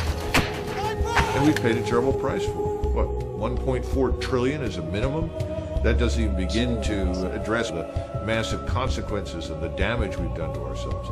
It doesn't talk about the enormous losses we've inflicted on the people in the region, because remember, no one cares how many people we've killed or maimed or wounded. We've lost close to 9,000 Americans in this period of time, 44,000 severe injuries. We have hundreds of thousands of veterans today begging and pleading for help. They say Osama bin Laden killed, thousands of people on 9/11, and he has paid for that. He's dead. His organization is scattered to the four winds, but we're still in Afghanistan. First, it was links to weapons of mass destruction, and then links to Al-Qaeda, and he helped fund the terrorists of 9/11. So that's justifying killing a million civilians to where parts of Iraq you can't even live in?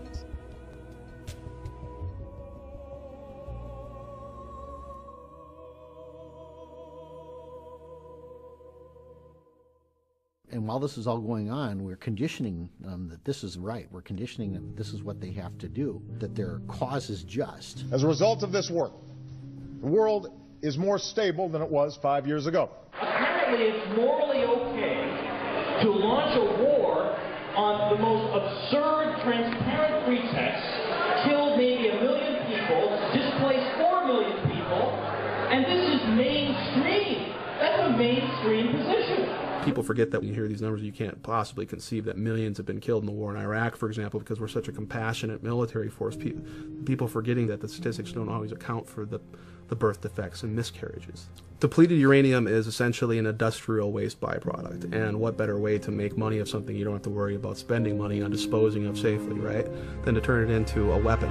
This is a very dense material, a very dense compound, great for anti-armor. Problem is, it leaves thousands of years worth of radioactivity behind. And if you look at children that are being born in Iraqi Kurdistan in particular, where they use a lot of depleted uranium, but they're using a lot everywhere anyway, you've got massive deformities, gigantism, and other things. Higher rates of cancer, leukemia, and infant mortality were found here than in Hiroshima and Nagasaki. These babies are doomed to die. These are untold thousands, if not millions of lives that are being killed even before they're born. Those are the true costs of modern warfare. Depleted uranium is also a violation of the Geneva Convention and various other treaties that have been agreed upon by the United States and other Western powers with respect to chemical and biological weapons. Hell, we're in Iraq for WMDs, and we're using WMDs against these people. You don't hear about our weapons of mass destruction, do you? You know who pays for that? You do. Your taxpayer dollars.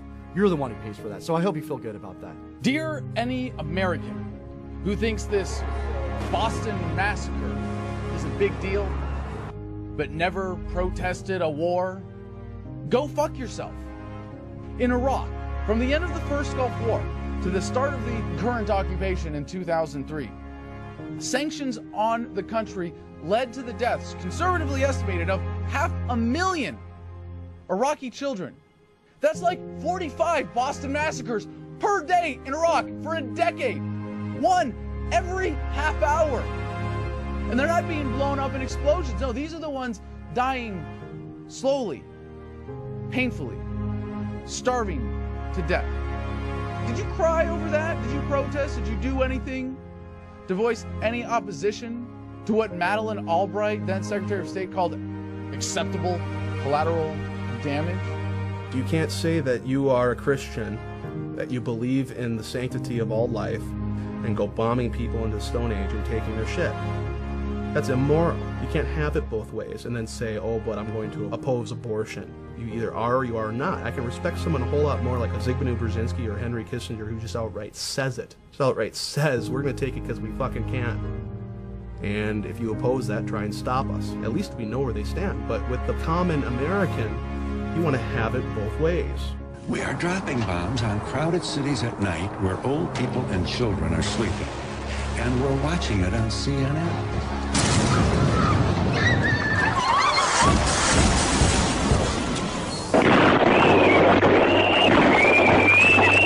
What are we doing with all these wars? How are we safer?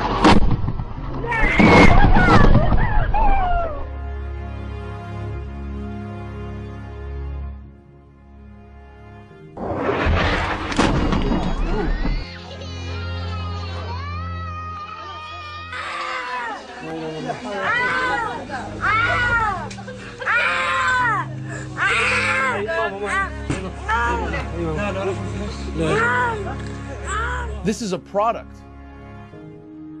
of the emotionally stunted state that Americans have been lulled into.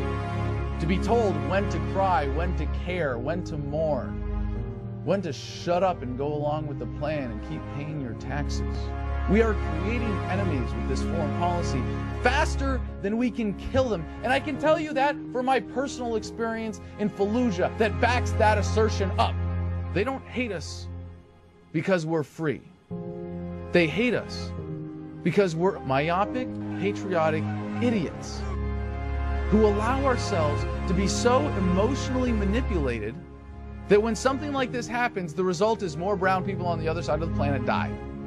We made good progress, and we'll continue to work together to achieve freedom and peace. People don't care because they choose not to. It's that simple. Either you do care or you don't fucking care. They look at those people as inferior people, for God's sakes. Because that's them, it's not we, it's them. But them and we belong to the same people. That is the human freaking race here. I have heard more times out of people, well, you know what? It doesn't affect me directly, so I don't fucking care. And they'll go, is that wrong? If you consider yourself to be a moral person, you have to be opposed to this. If you do not care about morality, well, at least you're being honest. But I think we've got a nation, an entire nation of sheep, doing everything they can to avoid that level of moral responsibility. Now, Mr. McGovern, what is your problem? I'm sorry? He says, look, he says, don't you think it's worth 3 or 4 killed to secure the oil supplies that we need? I said, well, suppose one of those 4 killed this week was your son. He said, it wouldn't be my son. And it wouldn't be his son. Our enemies are not 7,000 miles from home. They sit in boardrooms. They are the millionaires and billionaires who control this planet, and we've had enough of it. The state has us thinking that it is us. Should we invade Iran? Or should we starve them? How dare they say we? It's them. Human beings die. They don't need to die.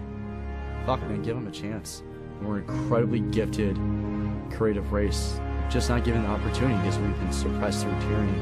I will not be a part of that anymore. These medals don't mean anything to me, and they can have them back. And I choose human life over war, militarism, and imperialism. You are deluded, and your delusion is dangerous, and it is getting people killed. And your attitude, your tribalism, your personal identity, because you choose you want to be an American before you want to be a human being, it's disgusting. Sorry to all of you. Fucking sorry. Yeah, you're right, I didn't serve. You're the one serving. And it's your children who are going to look up to you and think that you're the greatest people in the whole world. Do you want a better life for your children, or do you want perpetual warfare?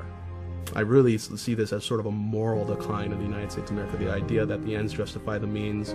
We need your oil, so we have every right to take it because we're bigger and stronger than you. That's what they do.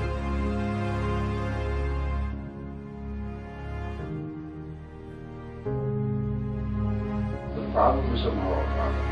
The answer can't be sought or gained by looking to the traditional moral authorities, because they ain't there, folks. What does that mean? It's only us. This is the stuff that keeps me up at night. This is the stuff that keeps me up at night.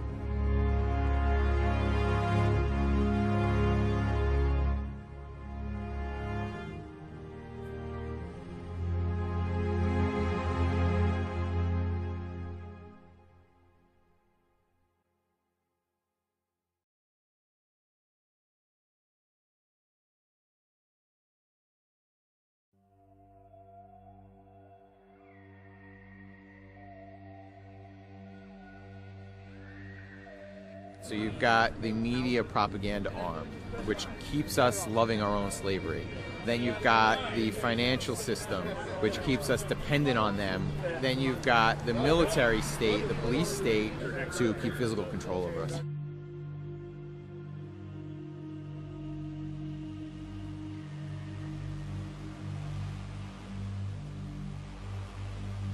The function of the police used to be simply to protect basic rights. And they've shifted over the decades from that to revenue generation. They're pulling you over and they're giving you tickets for not the breaking of laws, but statute infractions. Thank you for swearing to the oath of the Constitution, sir, but this is a statute violation, which is an Admiral Maritime Law. Which is, say that again? Admiral Maritime Law, right? Which is like a sea-bound ordinance. Basically, when you see the gold feathers on the flag, it means you're stepping into a courtroom that's run by Admiral Maritime Law, which is in violation of the common law, which is the constitutional law. By entering into that courtroom, you're agreeing to go before a banker instead of a judge, so that way they levy fines and judgments against you. I am the judge of the law. I will instruct the jury on what the law is. I object. You That's are fine, not sir. a judge. You are an executive administrator. Okay. The U.S. Supreme Court ruled there are no judicial courts in America. There have not been since 1789. Judges do not enforce statutes and codes. Executive administrators enforce statutes and codes. All right, we're done. Statutes are just basically designed as hidden taxes on the public. It's just a way to generate revenue. So we've already set that precedent. It's gotten the police able to accept the fact that they are basically revenue generators and not law enforcement officials. I remember what I said before about government programs. The welfare programs are not designed to get people off welfare. They're designed to keep people on welfare and recruit new people to be on welfare. Well, internment programs are not designed to keep people from being interred. 2.2 million people in prison, and they say this is the most free country in the world. All it comes down to, if we want to intern someone, is just making a rule, a law, that they violate, punishable by internment. The government doesn't have any control over law-abiding people. Any force used against those people is not legitimate because they're not doing anything wrong. But if you make enough things illegal and you make the law difficult to comply with, then you get to the point where you can create criminals. And when you create criminals, then you create a class of people that are open to oppression. Martha Stewart, her stock trading was ruled by the court to be a legal act. But they sent her to prison anyway because she lied about it. I mean, she went to prison because she said she didn't commit a crime. But that's federal law. That's what we've created. Can you tell me one thing that you're free to do without asking permission or paying to get a license, registration, or permit? Hang out with my friends and have a great time. Yeah. Could you tell me what you're free to do in America? Everything. I can eat however many carbs a day I want. In New York City, they're trying to make all kinds of laws to ban salt and drinks that are a certain size. So, I mean... That's good because a lot of people are obese. We got pages and pages and pages of arbitrary laws. 2/3 of our prison industrial complex is filled with nonviolent, small-time drug possession offenders. Law enforcement agencies get money to fund drug operations. Well, if they don't have any drug operations, they're not going to get any of that funding. And the amount of funding they get is contingent on the number of drug busts that they make. So what's the incentive there? Is it to reduce drugs in their community? Absolutely not. The incentive is to increase the amount of drug busts they get and push their stats up and then get more funding. Thousands of police officers out there have been convinced that marijuana is the most insidious, horrible drug on the planet. People are using it. Doctors are prescribing it. And yet our federal government still maintains that it's somehow an insidious, dangerous substance that people need to go to prison for 100 years if they're caught with a certain amount of. They're arresting someone with an ounce of marijuana in their pocket and sending them to prison for 5 years and saying, there's nothing wrong with this because they told me that this drug is a threat to my way of life. We've created a class of citizen that can be interned in this country. Any one of us could wind up being moved into that little box based on some new law. There are so many laws that the average American commits 3 felonies a day, and they can arrest you at any time they feel like it. And a cop can pull you over at any point you're on a public street and find something wrong with your vehicle and give you a ticket for it and steal some of your income. And if you look at him crossways, he can put you in jail. And if you don't look at him crossways, he can say that you did and put you in jail. That's the kind of arbitrary authority that exists in the police state in America today. Who are you and what are you doing? Let me see some ID, please. The liberty doesn't come from our government. Sometimes they think they're passing it out, and sometimes they are always restricting as if it's their liberty rather than our liberty.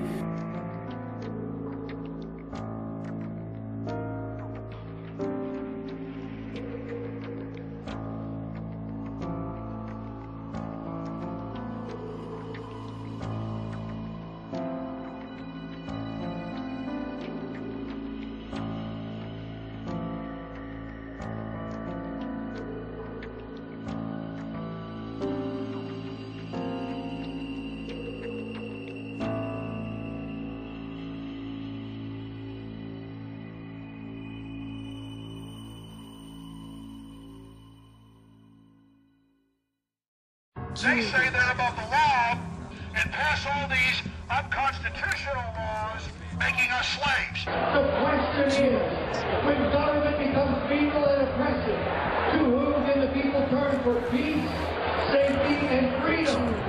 Your sheriff's main responsibility is to protect you from the federal government. Jewel beat.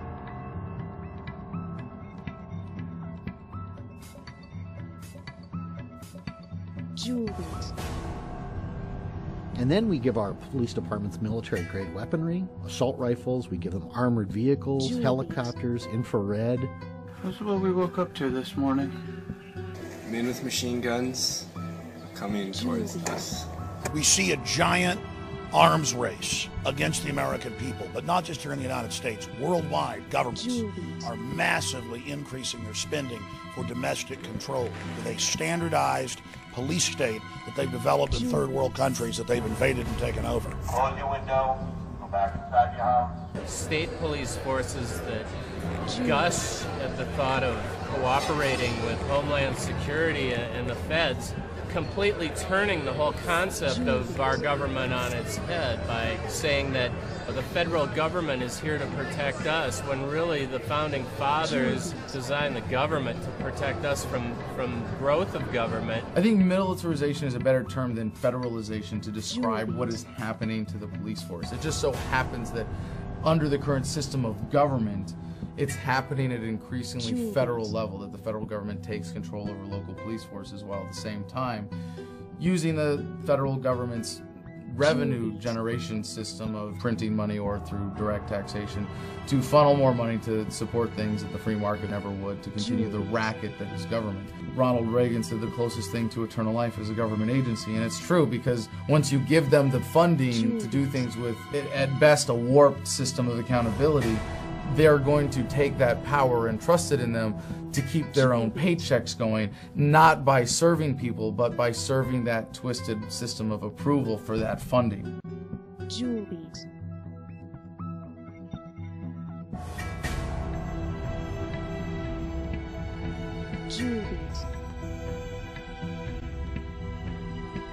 Work for the Federal Reserve?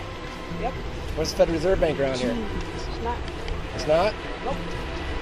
TSA agents are on the interstates fighting terrorism with Visible Intermodal Prevention and Response, or VIPER operations. Vicki, you know, this was a massive operation really bringing all federal, state, and local agencies together to not only do random searches, but also create an army of agents on wheels. It's all, in a way, starting to blur together.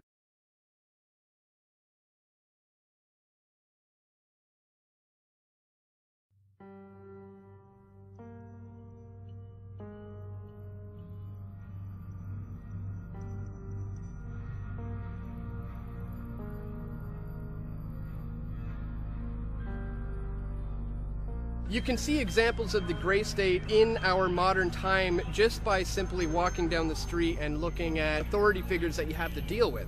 You can see that a lot of authorities are becoming more militarized just by in the way they look, in the way they act, and the way that they treat us. If you have an honorable discharge from the military, it's pretty easy to get a job in any police force in America. We see people coming home from war, taking those jobs, and bringing that mentality of the military occupation to domestic law enforcement. And so that does have an actual effect on the relationship between individual officers and citizen subjects. I was out confronting Karl Rove on war crimes with Colleen Rowley and others. The police escort that he had with his entourage was younger guys, cut, very fit. You know, we all like to joke about the donut-eating cop who's overweight and couldn't run a mile to save his life. These guys are cut. And the look in his eye when I was disobeying him, he wanted to hurt me. He wanted to hurt me. I even called him out on it. I said, "You want to hurt me right now, don't you? You really do. Let me guess, you were over in Iraq, weren't you?" And he says, "We need you to leave. We need you to leave right now." I'm like, "Well, isn't that a bitch? Because I bought a copy of Karl Rove's book here, so I'm a customer. I'm not loitering, am I?" This guy, he wanted to hurt you. If he had been given the order by his higher-ups to beat the living piss out of me, he would have not hesitated. So you have a lot of guys coming out of that mentality of the dehumanization of the enemy, that is how we impose martial law in Iraq and Afghanistan, and applying that in the United States. We see this militarization of the law enforcement, and we combine that with the conditioning that we do. They're not even people, they're bad guys, they're criminals, they're enemy, they're drug users. So these people are inherently evil, and we are absolutely good, and we have the best high-tech equipment and weapons, and we are going to squash this enemy. It goes back to the ego again and the badass mentality, and then the police want that because, yeah, they don't want people questioning what they're doing. They want people who get off on power. Shut your mouth, I'm talking! I am Officer Riviere. Now, the sooner you learn that, the longer you're going to live in this world. There is a intentional dumbing down of Americans. You all realize that. And that starts in public school. The cops in the military went to the same public school you and I did. And they didn't learn their history, didn't learn their heritage, they didn't learn the Constitution, but they're not all bad. Most of them, I'm sure, joined the police and military because in their hearts, they saw themselves as a hero. And they wanted to be a hero. And they wanted to be a defender and a guardian. And so the best of motives, but if they don't know the Constitution, and they don't understand the basic principles about human rights, they can be easily manipulated and twisted into becoming dissident force. I often talk about how things seem to be going in cycles and how history repeats itself, and how, like, we have the Occupy movement is the Hooverville of today. With the Occupy movement, we saw militarized police using weapons used in foreign wars against protesters domestically. These Occupy Wall Street people are dissenting, and we need to crush them. Stone 16, skirmish line, huh?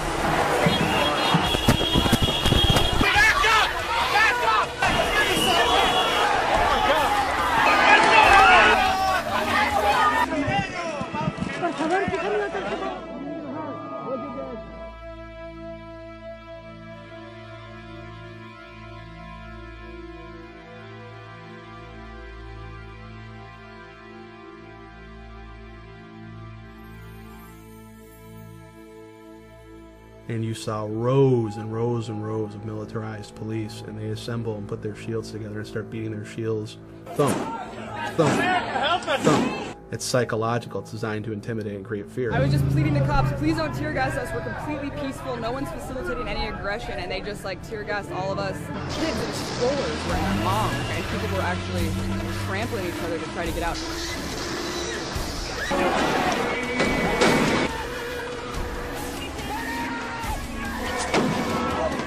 I've had conversations with police officers before and asked them about what's going on with Occupy Wall Street. Like, is this right? You know what most of them say? No, that's not right. They can't do that. I'm like, so why are they doing that then? Why are they getting away with it? It doesn't only apply to Occupy, of course. It's a pattern of police brutality that goes completely unaccounted for. When she had someone call the Stark County Sheriff, her troubles got worse. You're just walking and all of a sudden...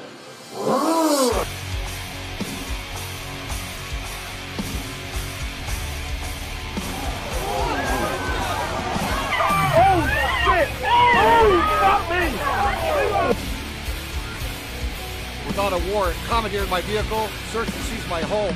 Both of them bust out of the car with the guns drawn. Get on the fucking ground, let me see your fucking hands, don't fucking move. Hands! Hands! Fucking hands! At least 8 officers rushed to the car with guns drawn and even rifles out. Then one fatal shot was fired. Sticking their middle finger at us and screaming obscenities, telling us your friend shot himself. I have no criminal background, I have no psychiatric past. They have me search me. I'm holding my dick in my hands. Are you gonna stick your hand down their pants or something? Yeah. What's my arm? What's my arm? They started shooting him. A controversial police shooting in Anaheim. They just released a dog and I had my baby. They smashed my face into the drywall and asked if I was going to cooperate. If I refuse, that makes me guilty right away. I complied under duress. Stop resisting! Stop resisting! I had no witnesses. If I had resisted, I would have been busted up. Could have been in the morgue. He saw a police officer shoot Patricia Cook to death in this church parking lot. Stepped out in the street and fired 5 more times. I wish I knew what the hell was going on. The American people refuse to be terrorized, except by our own fucking government. As an American, you are 8 times more likely to be killed by a cop than by a terrorist. I would rather go to jail than be dead.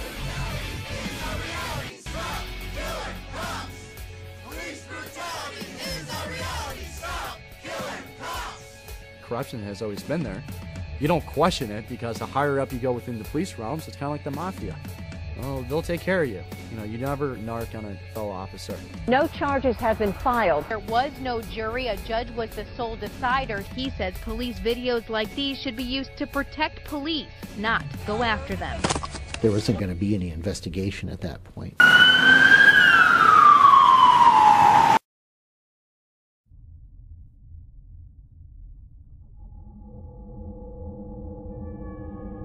When we hear about someone challenging a police officer's authority to search them, they're often dismissed as a kook. You know better than that. I'm sure you do too. I know exactly how it works, and you know I know that. Yeah, I've dealt with you many times, that's why. No, you haven't dealt with me. I'm with Cop Watch. I've dealt with you. Well, the fact is you have the right to challenge that authority to search.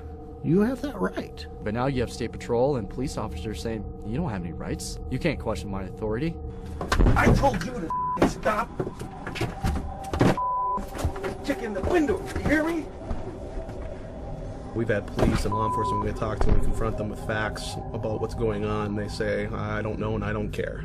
I think we're at a point with the economy where they don't give a shit. I don't think they're trying to justify it morally. They truly don't give a shit. It's the idea that I have to do this, it's orders, and if I don't, my pension's gone and my career is over. Your livelihood, the economy, and I can stand up for that, but then how am I going to provide for my kids? It's pretty easy to abandon the rule of law when you're following the rule of number one, which is take care of you and yours. I think that's the modus operandi of most police. And then you have the truly sadistic 10% of them who just simply get off on it. Not only do they just not care, but they revel in it. It's the idea that, you know, it feels good to be dressed up like this. You know, it feels good to have power over other people.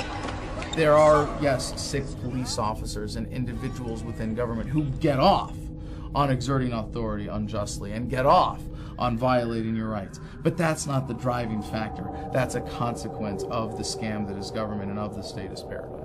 So I see that all over the country now. I see the police increasingly becoming militarized, very, very aggressive, and the idea of constitutional rights is laughable to them. I never got an order. No, I'm not shutting up. You cannot shut me up.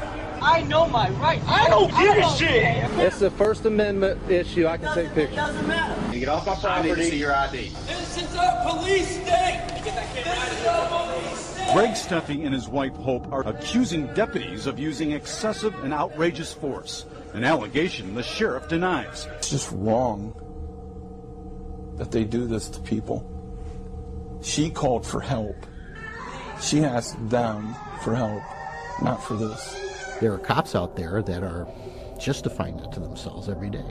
Well, unfortunately, I mean, we've seen a lot of people just mindlessly following orders already. It's just amazing, this divide between cops and citizens and activists. And it's sad. It's sad that the fight has gone between, you know, who we're really trying to fight is the power elite that are creating these policies, and they've made it against cops versus us, and that's really, you know, cops are part of us. They just don't realize that this is happening. It's not necessarily the police that are our enemies here. It is the people that are controlling them. It's the people behind the scenes that are making them do these outrageous things to us on a daily basis. All these things are being used and they're being justified by this war on terror, this war on drugs. And the question is, why does the federal government feel like the solution to these problems is to declare war on us? We will again set an example for the world that the law is not subject to the whims of stubborn rulers and that justice is not arbitrary.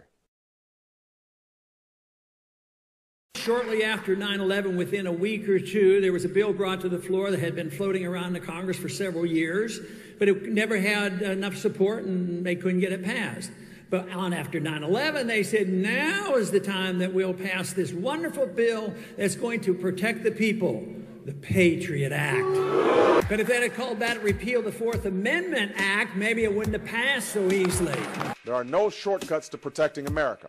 I will provide our intelligence and law enforcement agencies with the tools they need to track and take out the terrorists without undermining our Constitution and our freedom. The US is funneling money into tracking systems that are threatening to make the very concept of privacy a thing of the past. In the past 5 years, the Department of Defense has shelled out an estimated $3 billion on biometric programs, technology that uses physiological and behavioral recognition to identify people. However, the top cash cow is expected to remain government spending on security. It's always the government that says, oh, if you don't have anything to hide, why are you worried about the Patriot Act? Why are you worried about all these spy systems and data mining? But yet it's those same people that hide in private, that meet in secret, under armed guards, that won't disclose what they're doing, but they want to see, hear what we're doing.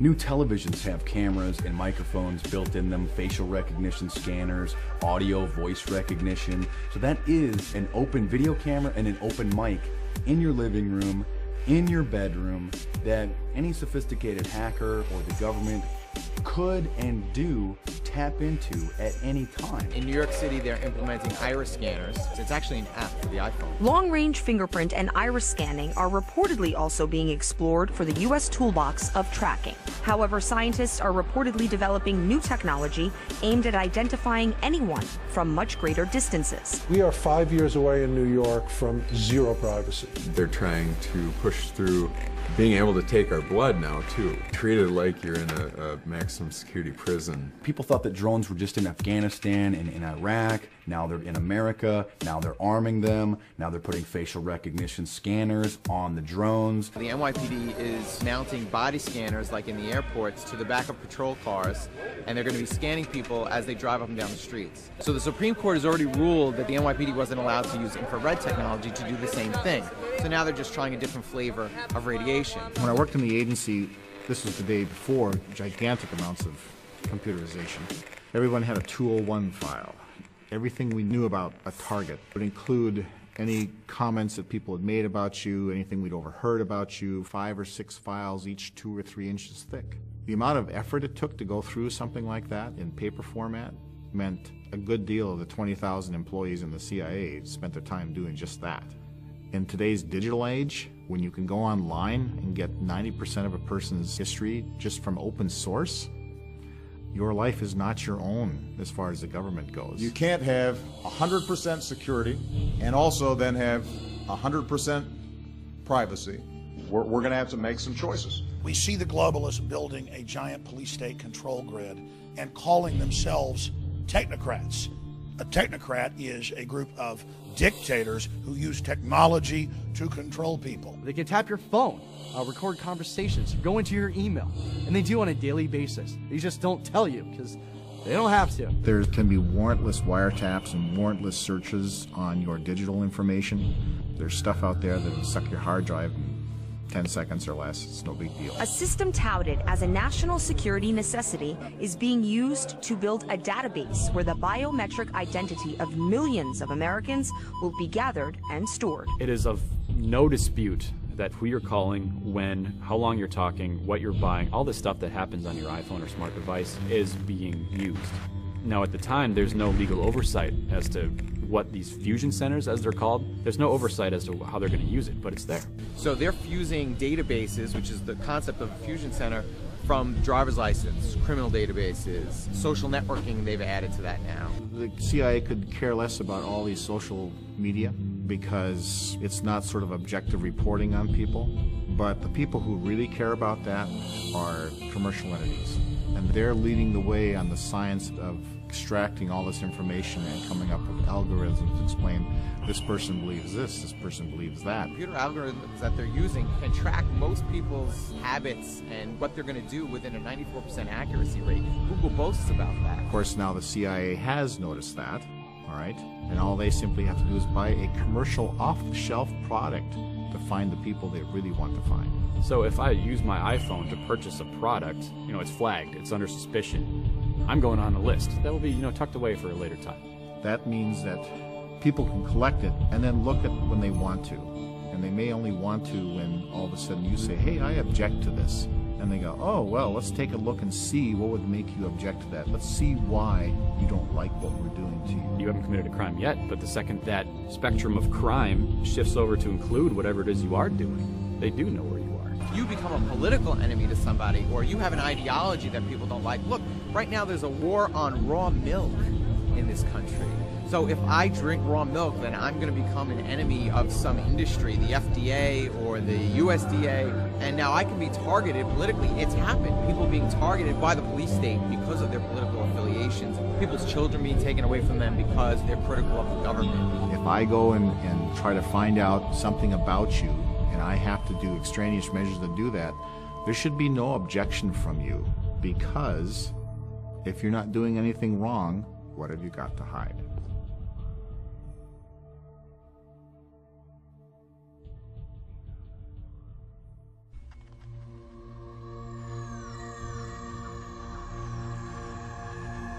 But it's very hard to explain to people who don't get it, because it's for them it's normal.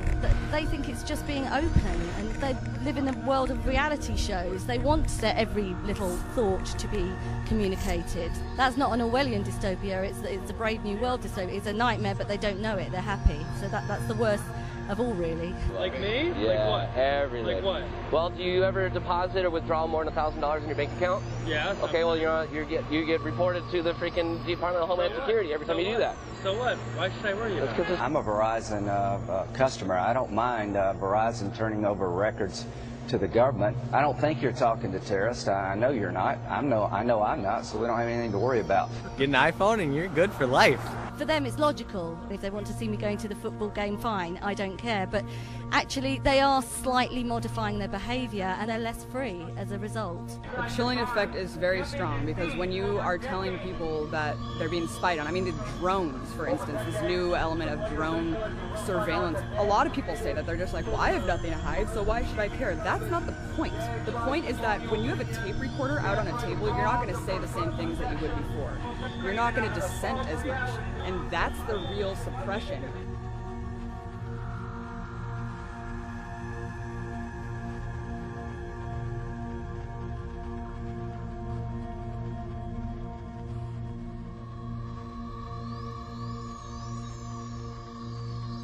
I'm worried that the new generation doesn't understand what privacy is, because they've never had it.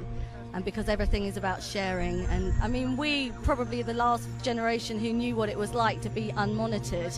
Therefore, we know what we're losing, but they'll never know. So the question is, why don't you trust us? And I tell people, because I've been one of the people who are supposed to protect America. I'm just a person. I have likes, dislikes, I have opinions, and all that stuff bleeds through to what I do. And they say, well, you can trust us because we're not going to misuse that. But they've proven over and over and over again that they will misuse it. J. Edgar Hoover had enemies lists, and he was working to make these people's lives miserable, and they were using all these federal powers that they have to destroy people's lives. By sifting through this so-called metadata, they may identify potential leads with respect to folks who might engage in terrorism. Well, we all know that their definition of terrorism in every government, every dictatorial regime, inevitably starts going to the area of people who criticize what the government's doing. When you become a political target of the gray state, they're going to use anything they can. So if they have a total surveillance state, but they can just look at your Facebook page without a warrant, now they can use that against you. And I'm convinced there are certain politicians out there that if they could put their political opponents into camps, they would just do it. They haven't crossed the line to where that would be possible. But what they can do is they can change the way people feel. And I'll offer an example of this: smoking. We banish smokers to parking garages and predetermined locations 25 feet from a building entrance. Smoking is really not socially acceptable anymore. How were they able to do that? And the answer is that they were able to pass more restrictive anti-smoking laws because they were able to make smoking socially unacceptable. If they had the authority to do it, if they could do it, if it were socially acceptable for them to do it, they would take their political opponents and round them up and put them in internment camps. People say, well, that's ludicrous. No one would ever actually do that. Well, we did it. During World War II, we did it to the Japanese Americans and some German Americans as well. In fact, we even called them concentration camps. England did it in Ireland during what they called the Troubles, euphemistically, where they would intern people at what they called Her Majesty's pleasure, which means they would keep people interned there in prison indefinitely. Now we're saying, well, we can do that too. All we have to do is call someone a terrorist and we can lock them up pretty much as long as we want.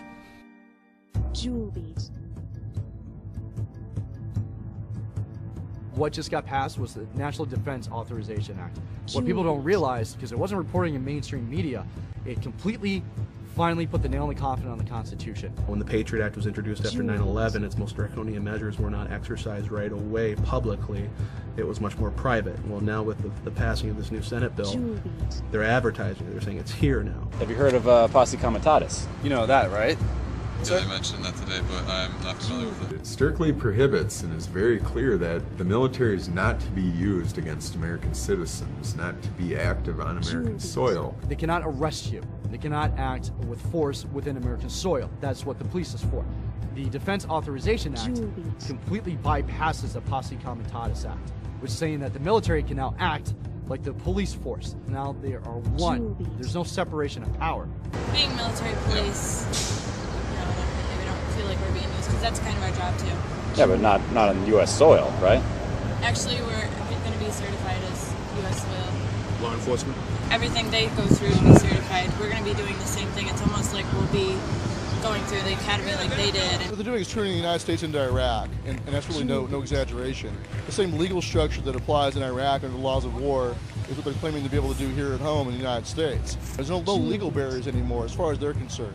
And that any American citizen accused of being a terrorist does not deserve a jury trial, but instead will be an enemy combatant under martial law, under military law, under the laws of war. Authorizing military force, that's killing you, military detention, and military trial or rendition to some foreign country. If they have any reason to want to detain you, they have that. They don't need to acknowledge your Fourth Amendment rights. There's no judge, there's no jury, there's no need for evidence. As long as we're at war, we can convert this crime, this criminal offense, terrorism, into an act of war at our option, and now we can do whatever we want. We are authorized to take action against enemy belligerents under international law. It seems like that could happen to anybody. All it takes is for a couple of people to say, hey, you're a terrorist, and you're going to get picked up. You're not going to be able to talk to a lawyer. You're not going to have any rights in that situation. And when they say, I want my lawyer, you tell them, shut up. The Constitution guarantees due process. It does not guarantee judicial process. If you had a family member of yours arrested for any reason, let's just say they're guilty of a crime, wouldn't you at least want to know? Wouldn't you want to know that the facts will be disputed in a court of law and that they stand a chance that if they are innocent that can be found? They might even send you to Syria and have you get tortured by the Syrian secret police to find out what you know. Or they'll use one of the forms of torture that they've determined are actually not torture. It's all semantics. They say, well, this isn't torture, so we can do it. What they're saying now is this isn't internment, so we can do that too.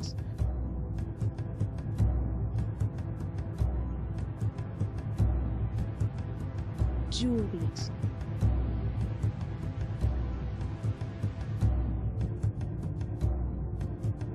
Juliet.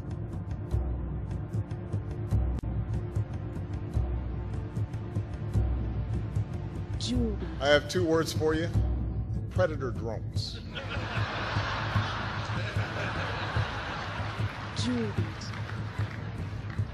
You think I'm joking?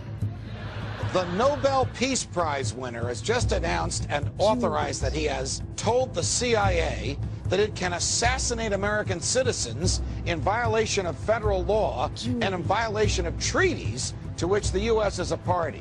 They don't write these laws not to use them. I mean, where does he get this power? He had al-Awlaki and his son murdered.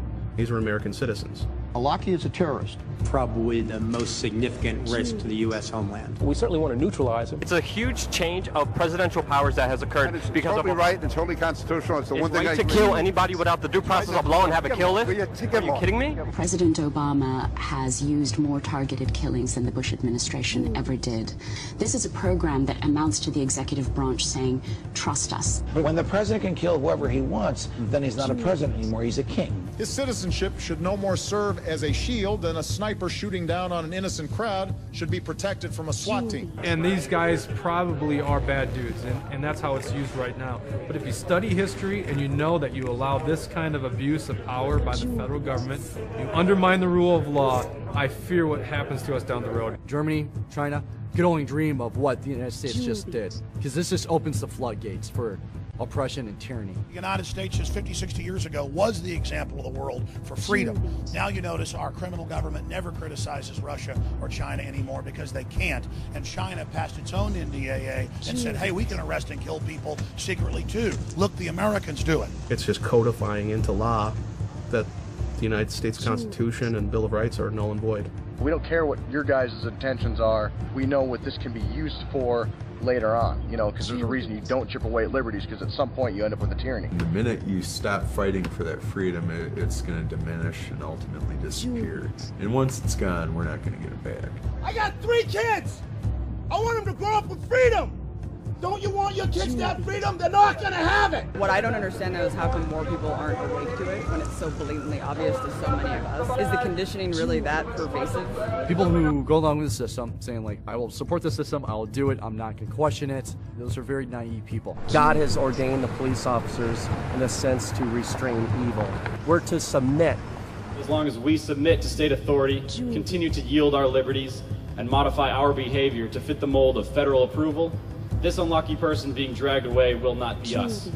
And as long as at least we believe our freedoms are not at stake, we will be allowed to return to the comfortable complacency of our padded, regimented lives. You're not safe. Just because you're working for the system, you feel like you're protected. You're not protected. We don't have that anymore, and the American public couldn't care less. It's astounding. I don't care. I don't think they're American citizens. I understand. He was a 16-year-old teenager from Colorado. I understand. You don't care? Really? No. I support it completely. You support it completely? So indefinite detention for Americans and assassination of Americans, absolutely, because Obama said it. Absolutely. All right. Happy 4th of July. Why should people give a shit? This is our country. This is our home. And we have rights given to us by the Constitution. Without the Constitution, the United States is just another piece of property, and that's it. To the best of my ability. Preserve, protect, and defend. Preserve, protect, and defend. The Constitution of the United States. The Constitution of the United States. So help you God. So help me God. I think it is an imperfect document, and I think it is a document that reflects some deep flaws in American culture. The Constitution reflected an enormous blind spot in this culture that carries on until this day, and that the framers had that same blind spot. What's frustrated people is that I have not been able to force Congress to implement every aspect of what I said in 2008. Our founders designed a system that makes it more difficult to bring about change than I would like. Our ancestors tried to protect us against this omnipotent type of power. That was the whole idea. And I really think it's more about the nature of government to always be as big of a cancer as the host will tolerate. The limits of tyranny will be prescribed by the tolerance of the oppressed. Now, I know some people want me to bypass Congress and change the laws on my own. Believe me, the idea of doing things on my own is very tempting. So what happens is we see these small erosions of our rights, and we get to the point where people say, well, can't you just live with that? If you say, no, I can't live with that, well, then people go, well, what kind of a nut job are you that you can't live with that? Tyranny is the mainstream drug of choice for everybody, and even we can be tyrannous in liberty. It's like, you gotta have liberty. Well, maybe they like being in prison. And that's where we see the shift, the change happen. Over time, they say, well, why do we even have that right in the first place? Was that even necessary to have? Like we were discussing earlier, when you have the news headlines covering Fast and Furious and the drug trade, arms trade, trafficking, and no one cares, no one gives a shit. Why doesn't that matter? Doesn't matter to me. I'm sure they'd have a good reason if they did. Is it because of Obama, or is it because he's a Democrat, or just because you trust the government that much? Well, all three. All three. So you trust the government and you would let them kill you because they know what's best. Say that one more time? Absolutely. Okay. Well, I don't even know what else to say at this point. Have a great day. Oh my God.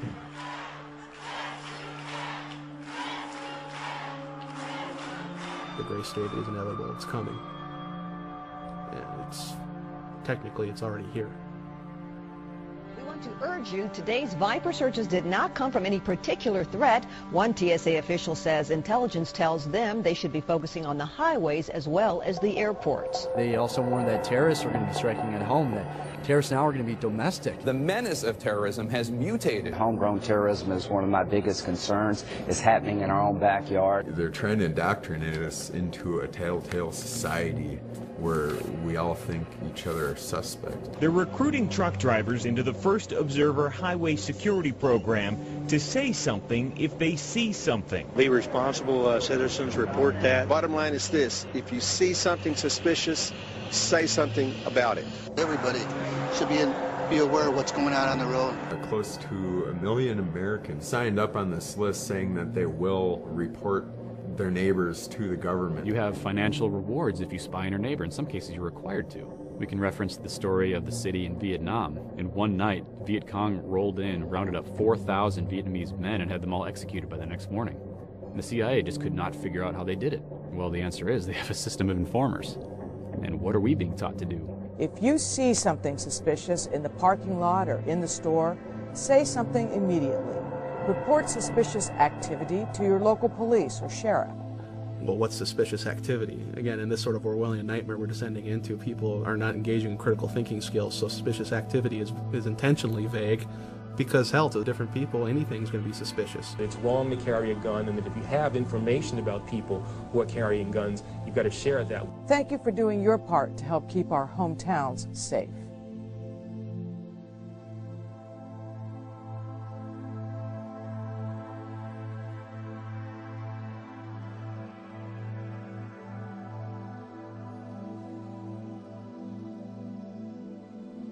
Those who have become completely and utterly dependent upon the government for literally life to live. You look at food stamps, welfare, say what you want about the compassion behind these programs.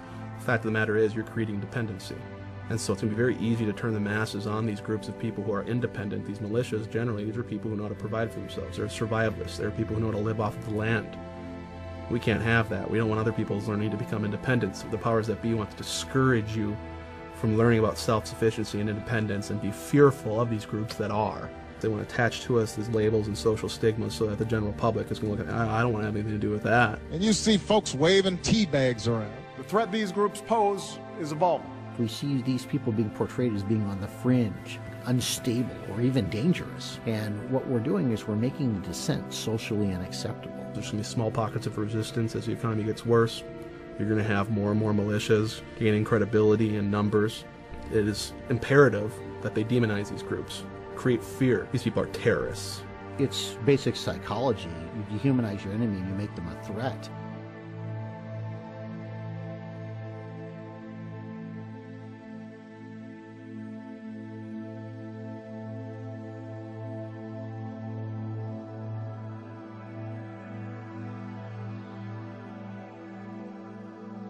During World War I, there was an organization called the Law and Order League. They would go out on the streets and they would round up men who were the draft age and would force them to prove that they had either fulfilled their draft obligation or were not eligible for the draft. These weren't even agents of the government. These were just people. These people carried badges and they had all the authority of the federal government behind them. I pledge to be of service to Barack Obama. Yes, we can. Obama speaks on race in America. Yes, we can. Have our own dreams and do our commitments to your dreams. Yes, we can. They've been conditioned, just like the soldiers are conditioned, to hate their enemy. Yes, we can. These people are conditioned to hate their political opponents. We have these pseudo-volunteer organizations now. We really haven't defined what their role in all of this is either. We cannot continue to rely only on our military in order to achieve the national security objectives that we've set. We've got to have a civilian national security force that's just as powerful, just as strong, just as well funded.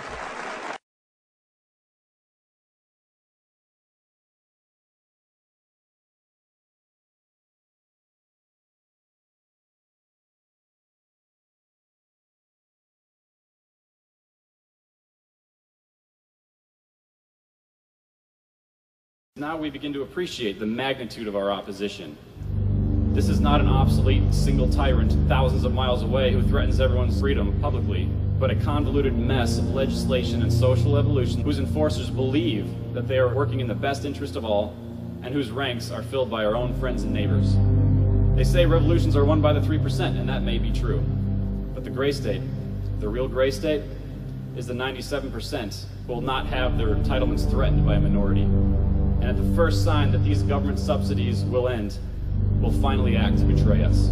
It's kind of working against us to care about other people. As long as they're safe, as long as they're okay, As long as they're not being searched, as long as they're not having their stuff taken away from them, I've got mine, I'm okay. And next thing you know, you've got people showing up on your front door saying, it's time to go. We changed the law and now you fit.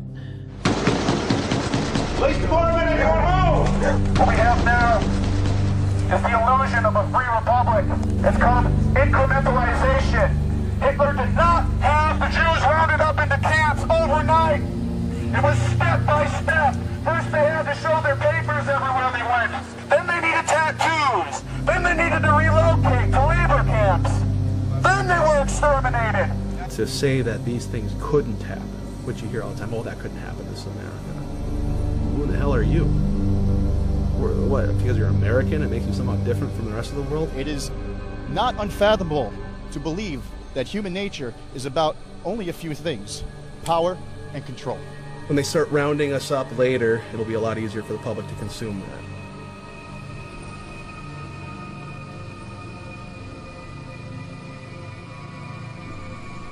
Here's something fun. When you get 5 minutes out of your busy day, what I recommend doing is going on Google or YouTube and checking out FEMA concentration camps. This is some type of residential center internment camp. Right here you can see the gates, both sides. These both have barbed wire on them and they're facing inward, of course. You can see it's all fenced in right here. Once you cross this threshold, you're in there. Now these residential areas can house over 30,000 people at one time. Now, are you telling me that there's 30,000 people in one location that we need to be worried about? Look at Germany, an advanced civilization, and they fell into a despotism in a span of 10 years after an economic collapse. It can happen here. You think it can't happen here? What's this concentration camp thing you're talking about? What is this thing about bringing foreign troops into the United States? What scenarios do you live in? This is a historic pattern. This has happened in the past. Documents are out, the detention camps, the internment camps, the re-education camps. They're hiring for positions in these camps. These institutions are becoming active at the same time that this defense bill was passed, and now that the economy is on the verge of collapsing. There's no markings of any type of business. This is not a correctional facility. Got a call from a buddy of mine that's serving in the Army right now. He's saying that this is already staffed. They already have military personnel on the grounds. Something is going down. You know something's on the horizon because people, look, they don't do this just to be safe. They do it because they're prepping for something. They're preparing for something.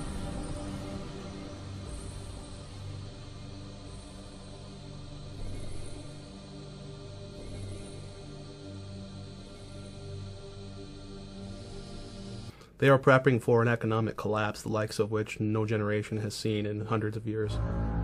This is going to be devastating to every American family. We have printed and borrowed without limitation on a scale that the American people don't know.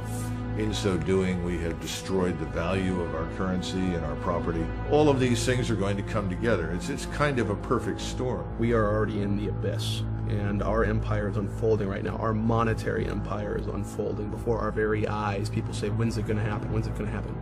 Motherfucker, it's happening. It's happening right now.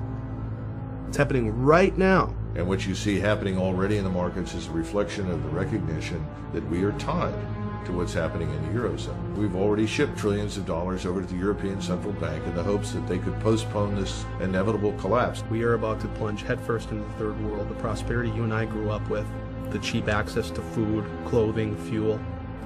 Never again. Looters are running free. They've been patrolling downtown all night long.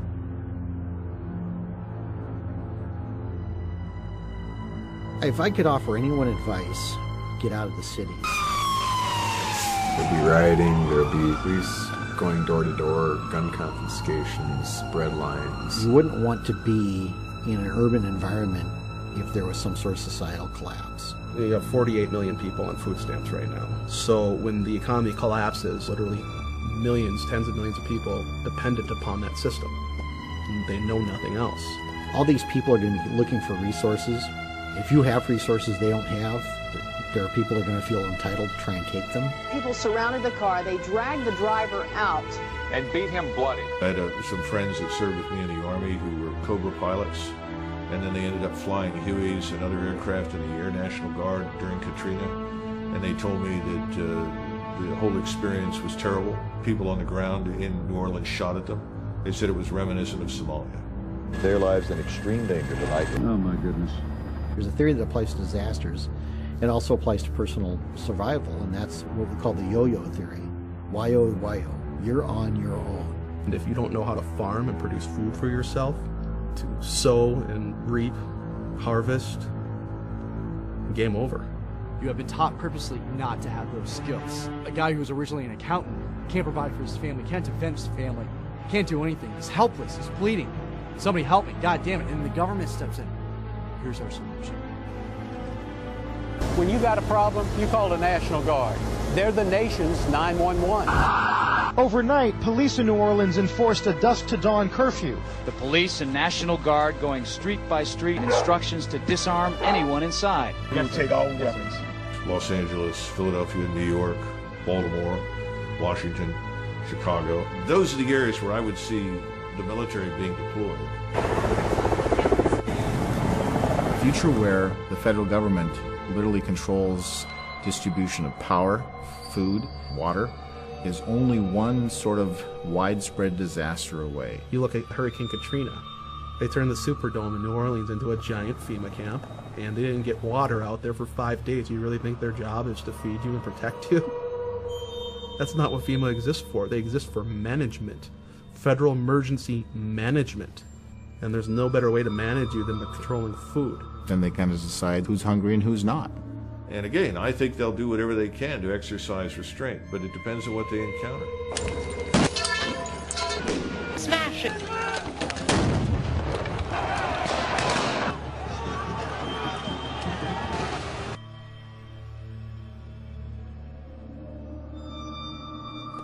It'll be easy then to play off the American public against each other. If you are unable to produce food for yourself, you're going to be more likely to take human life to have someone else do it for you. You're going to be more likely to say, yeah, the government's murdering militia members, but if I don't support that, who's going to feed me? You might have to pick sides someday. Are you going to stand with your neighbors, or are you going to stand with the government and get fed? What other option will you have? Fabric of society is changing before us. We are definitely looking at a transformation of our society, and it's not necessarily a good thing. And so what we're calling on active duty military and police to do is to simply stand down and to refuse to comply with unlawful orders. But if they continue provoking violence, violence is what they're going to get. That's not what any of us want. You don't want to think about the stuff that you're going to have to do. I mean, shoot an American. Yeah. What I fear is that the powers that be understand that their time is limited, that eventually we will win if given enough time. My concern is they will try to use the only tool they have, which is force, to try to crush the revolution before we can be successful in a peaceful manner. That's my great fear. What people need to realize is that they are creating this problem. They want to push people over the edge to create this chaos. They're going to try to capitalize on it. Their vision for what's next is a global Fed and even more power. Power being stripped from the people, being stripped from the communities, being stripped from the states and centralized and then internationalized. And what you're seeing is the various powers of the world are positioning themselves on this grand chessboard, like Zbigniew Brzezinski of the Obama administration wrote about. They are all positioning their pieces because they know this system's going down. That's the dirty secret. It's all planned. They planned it because they knew it was going to fail.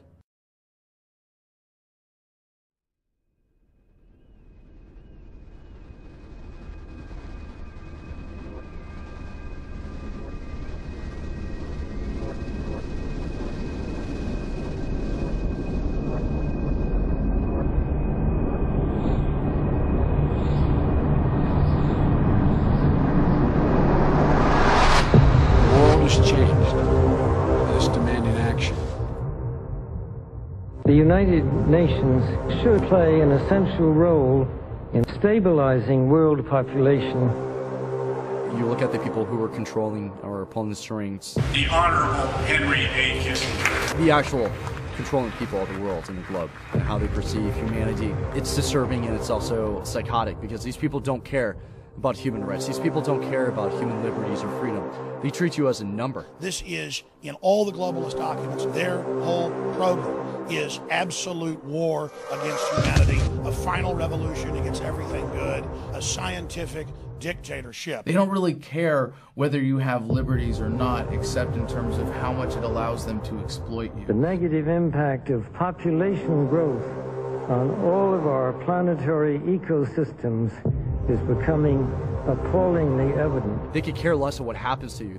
They squeeze slowly any kind of human right or critical thinking from you. These are deep-seated, deep-rooted, evil individuals, a cabal of individuals who have run the world for centuries. We are being hit scientifically. We are in a petri dish. We are under assault. We must resist the takeover. Their allegiance is to the global bankers. Their allegiance is to the New World Order, not to the United States, not to the Constitution, not to freedom. The New World Order has no legitimacy, and that we as a people are not afraid, and we are waking up to the robber barons and the big bankers who are looting the economy of the Federal Reserve.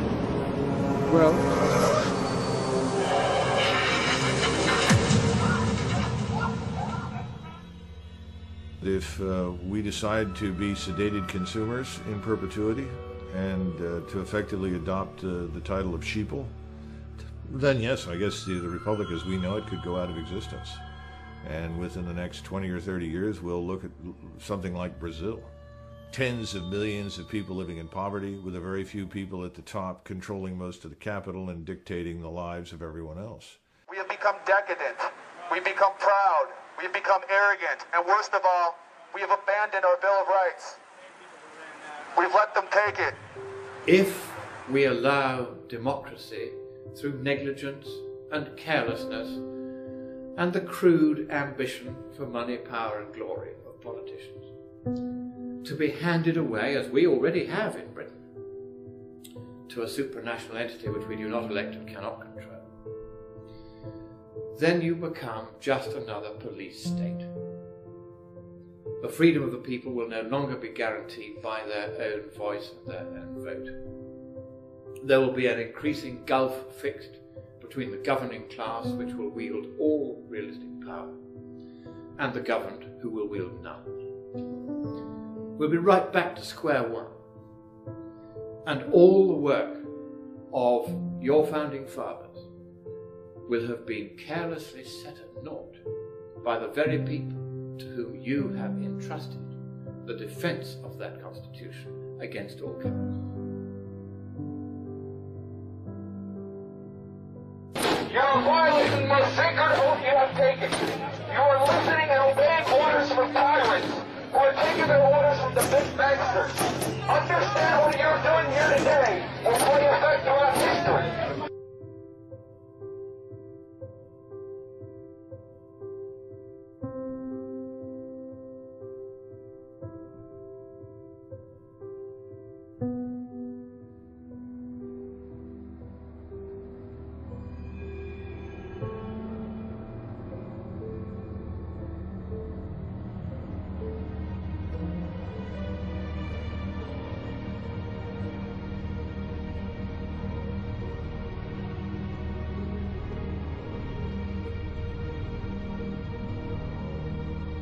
The hour is late.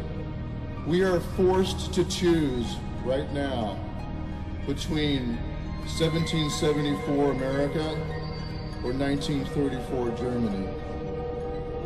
Which one is it going to be? We're now in exactly the same position our forefathers were in 1774.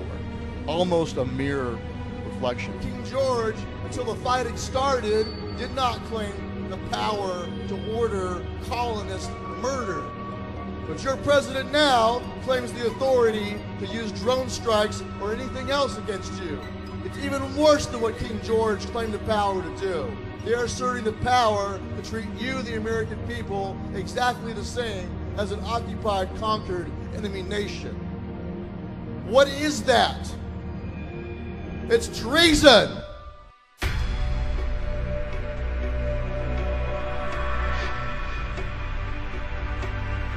We have three ways to deal with the government. We have the soapbox, we have the ballot box, and we have the cartridge box. They catch you violating their unconstitutional laws, and they will, when they please, send armed men to work their will upon you. And people, innocent of any crime save the one these tyrants created, will die resisting. If it came to the point, if they started rounding people up, I would resist. I would not go to the camp. I would rather die in the street with a gun in my hand than die in a camp. And if I have to die, I'm going to die a free man. We will not die! You wish to stay free and to pass down that freedom to your children's children. You can do no less than become the lawbreakers that they have unconstitutionally made of you. You are the modern American revolutionaries, but unlike them, all you have to do is preserve what was already given to you by the blood of other patriots. You have to make sure it's not in vain. As long as your heart beats, as long as you draw breath, you have a duty to stand. We will not comply, and we will resist. Accept that fact. Embrace it. And resolve to be the very best, most successful lawbreakers you can be. And you will stay free.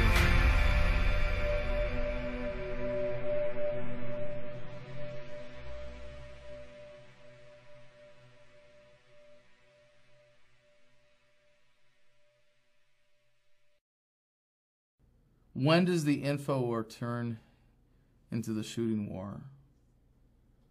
For the individuals who are put in circumstances where they're justified doing violence against agents of the state. It already is. For the people who defended their home against a police invasion were found by the Supreme Court in Minnesota that they were justified in resisting that invasion of their home. It was already a shooting war. For the insurgents in Iraq and Afghanistan defending their home, it is already a shooting war and not an info war. And for people that are directly threatened by the violence of government every day on the streets in the United States, it already is a shooting war. But the way that you defeat it is by winning the info war.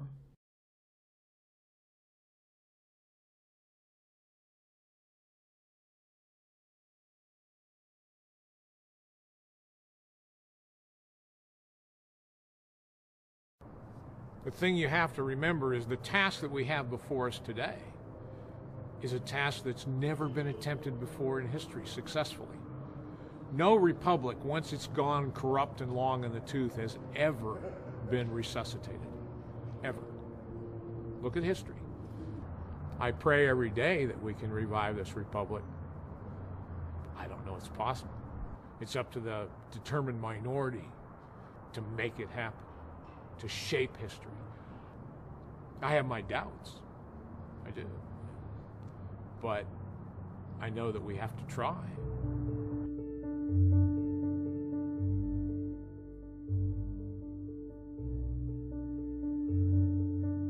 We're coming to a point in human history where statism, I think, is coming to an end because people are waking up to its true nature.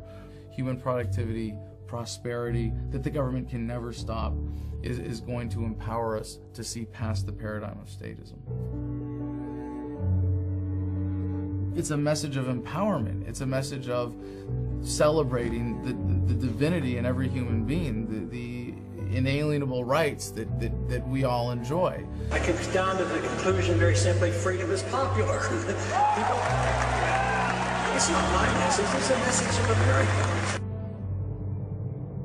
Zen libertarianism, to me, is something that has allowed me to really fully appreciate the epicness of every moment that I am fortunate enough to enjoy on this planet. If you really understand the physics of reality, the fact that every cell in our body is replaced every 7 years, that at the atomic level there is no such thing as matter as much as there is waves of energy that matter is composed of, and of arranging the molecules in your brain to engage in the rest of the world, to be a part of the universe, to enjoy the experience that it is, to be a spinning wave of energy, a spiral of light that we are as human beings. America, you still consist of nothing but free, beautiful, independent human beings, capable of being the alphas of your own lives. The truth is empowering and sets you free. And there is no such thing as government. You can see it for what it is. There's not a police officer, it's just a man in a blue costume with a gun. And the guy in the courtroom isn't a judge who has some superior moral claim to your life. He's just a guy in a black robe. And you're able to see the matrix. You're able to wake up and see all of the code behind the language of society and the way that we think, and to be able to free your mind from that prison of fear and being able to step back and never be caught up in the fears of statism, to be afraid of losing your life, to never be afraid of dying because you come to accept its inevitability. That's Zen libertarianism. At the end of the day, we all die. We're all going to die, but no one gets out of here alive.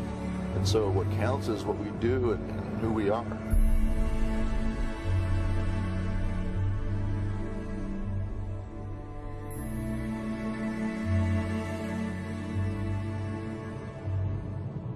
We really need to wake up, and we need to say, we're not going to use violence to enforce this. We're not going to use force to enforce this. We're going to settle this in a more civilized manner.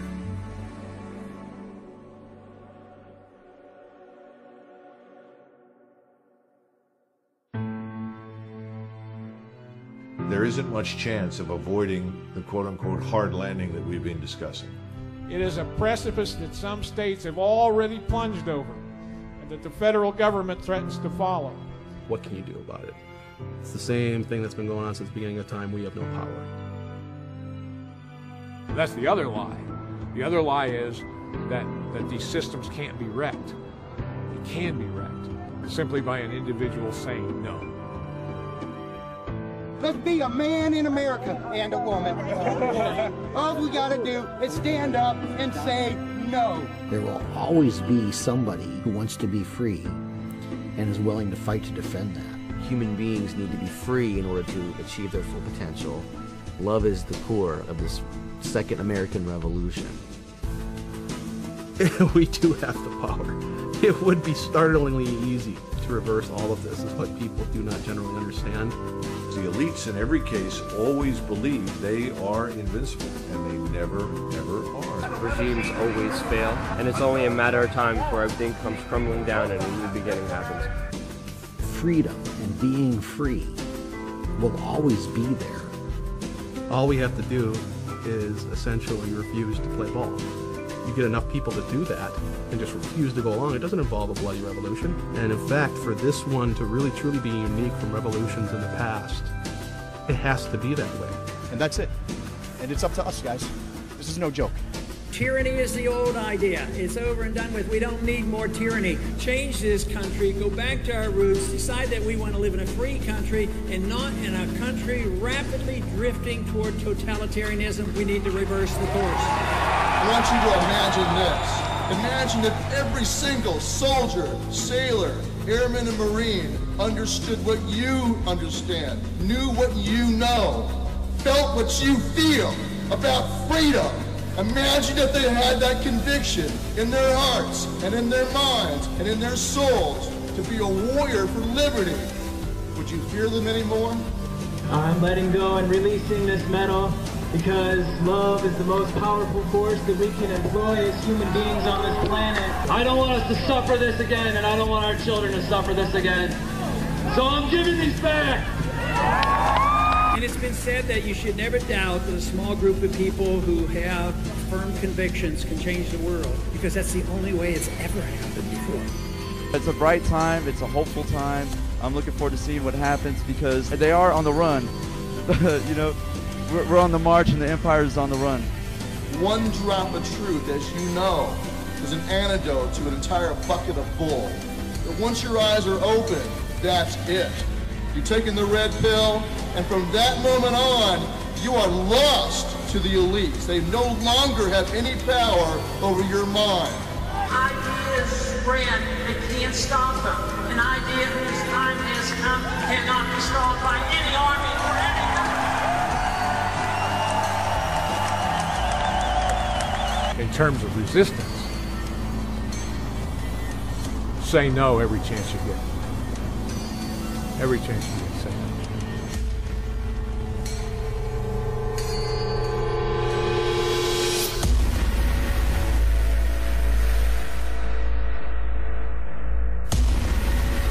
Let no man say we did nothing in this, our darkest hour.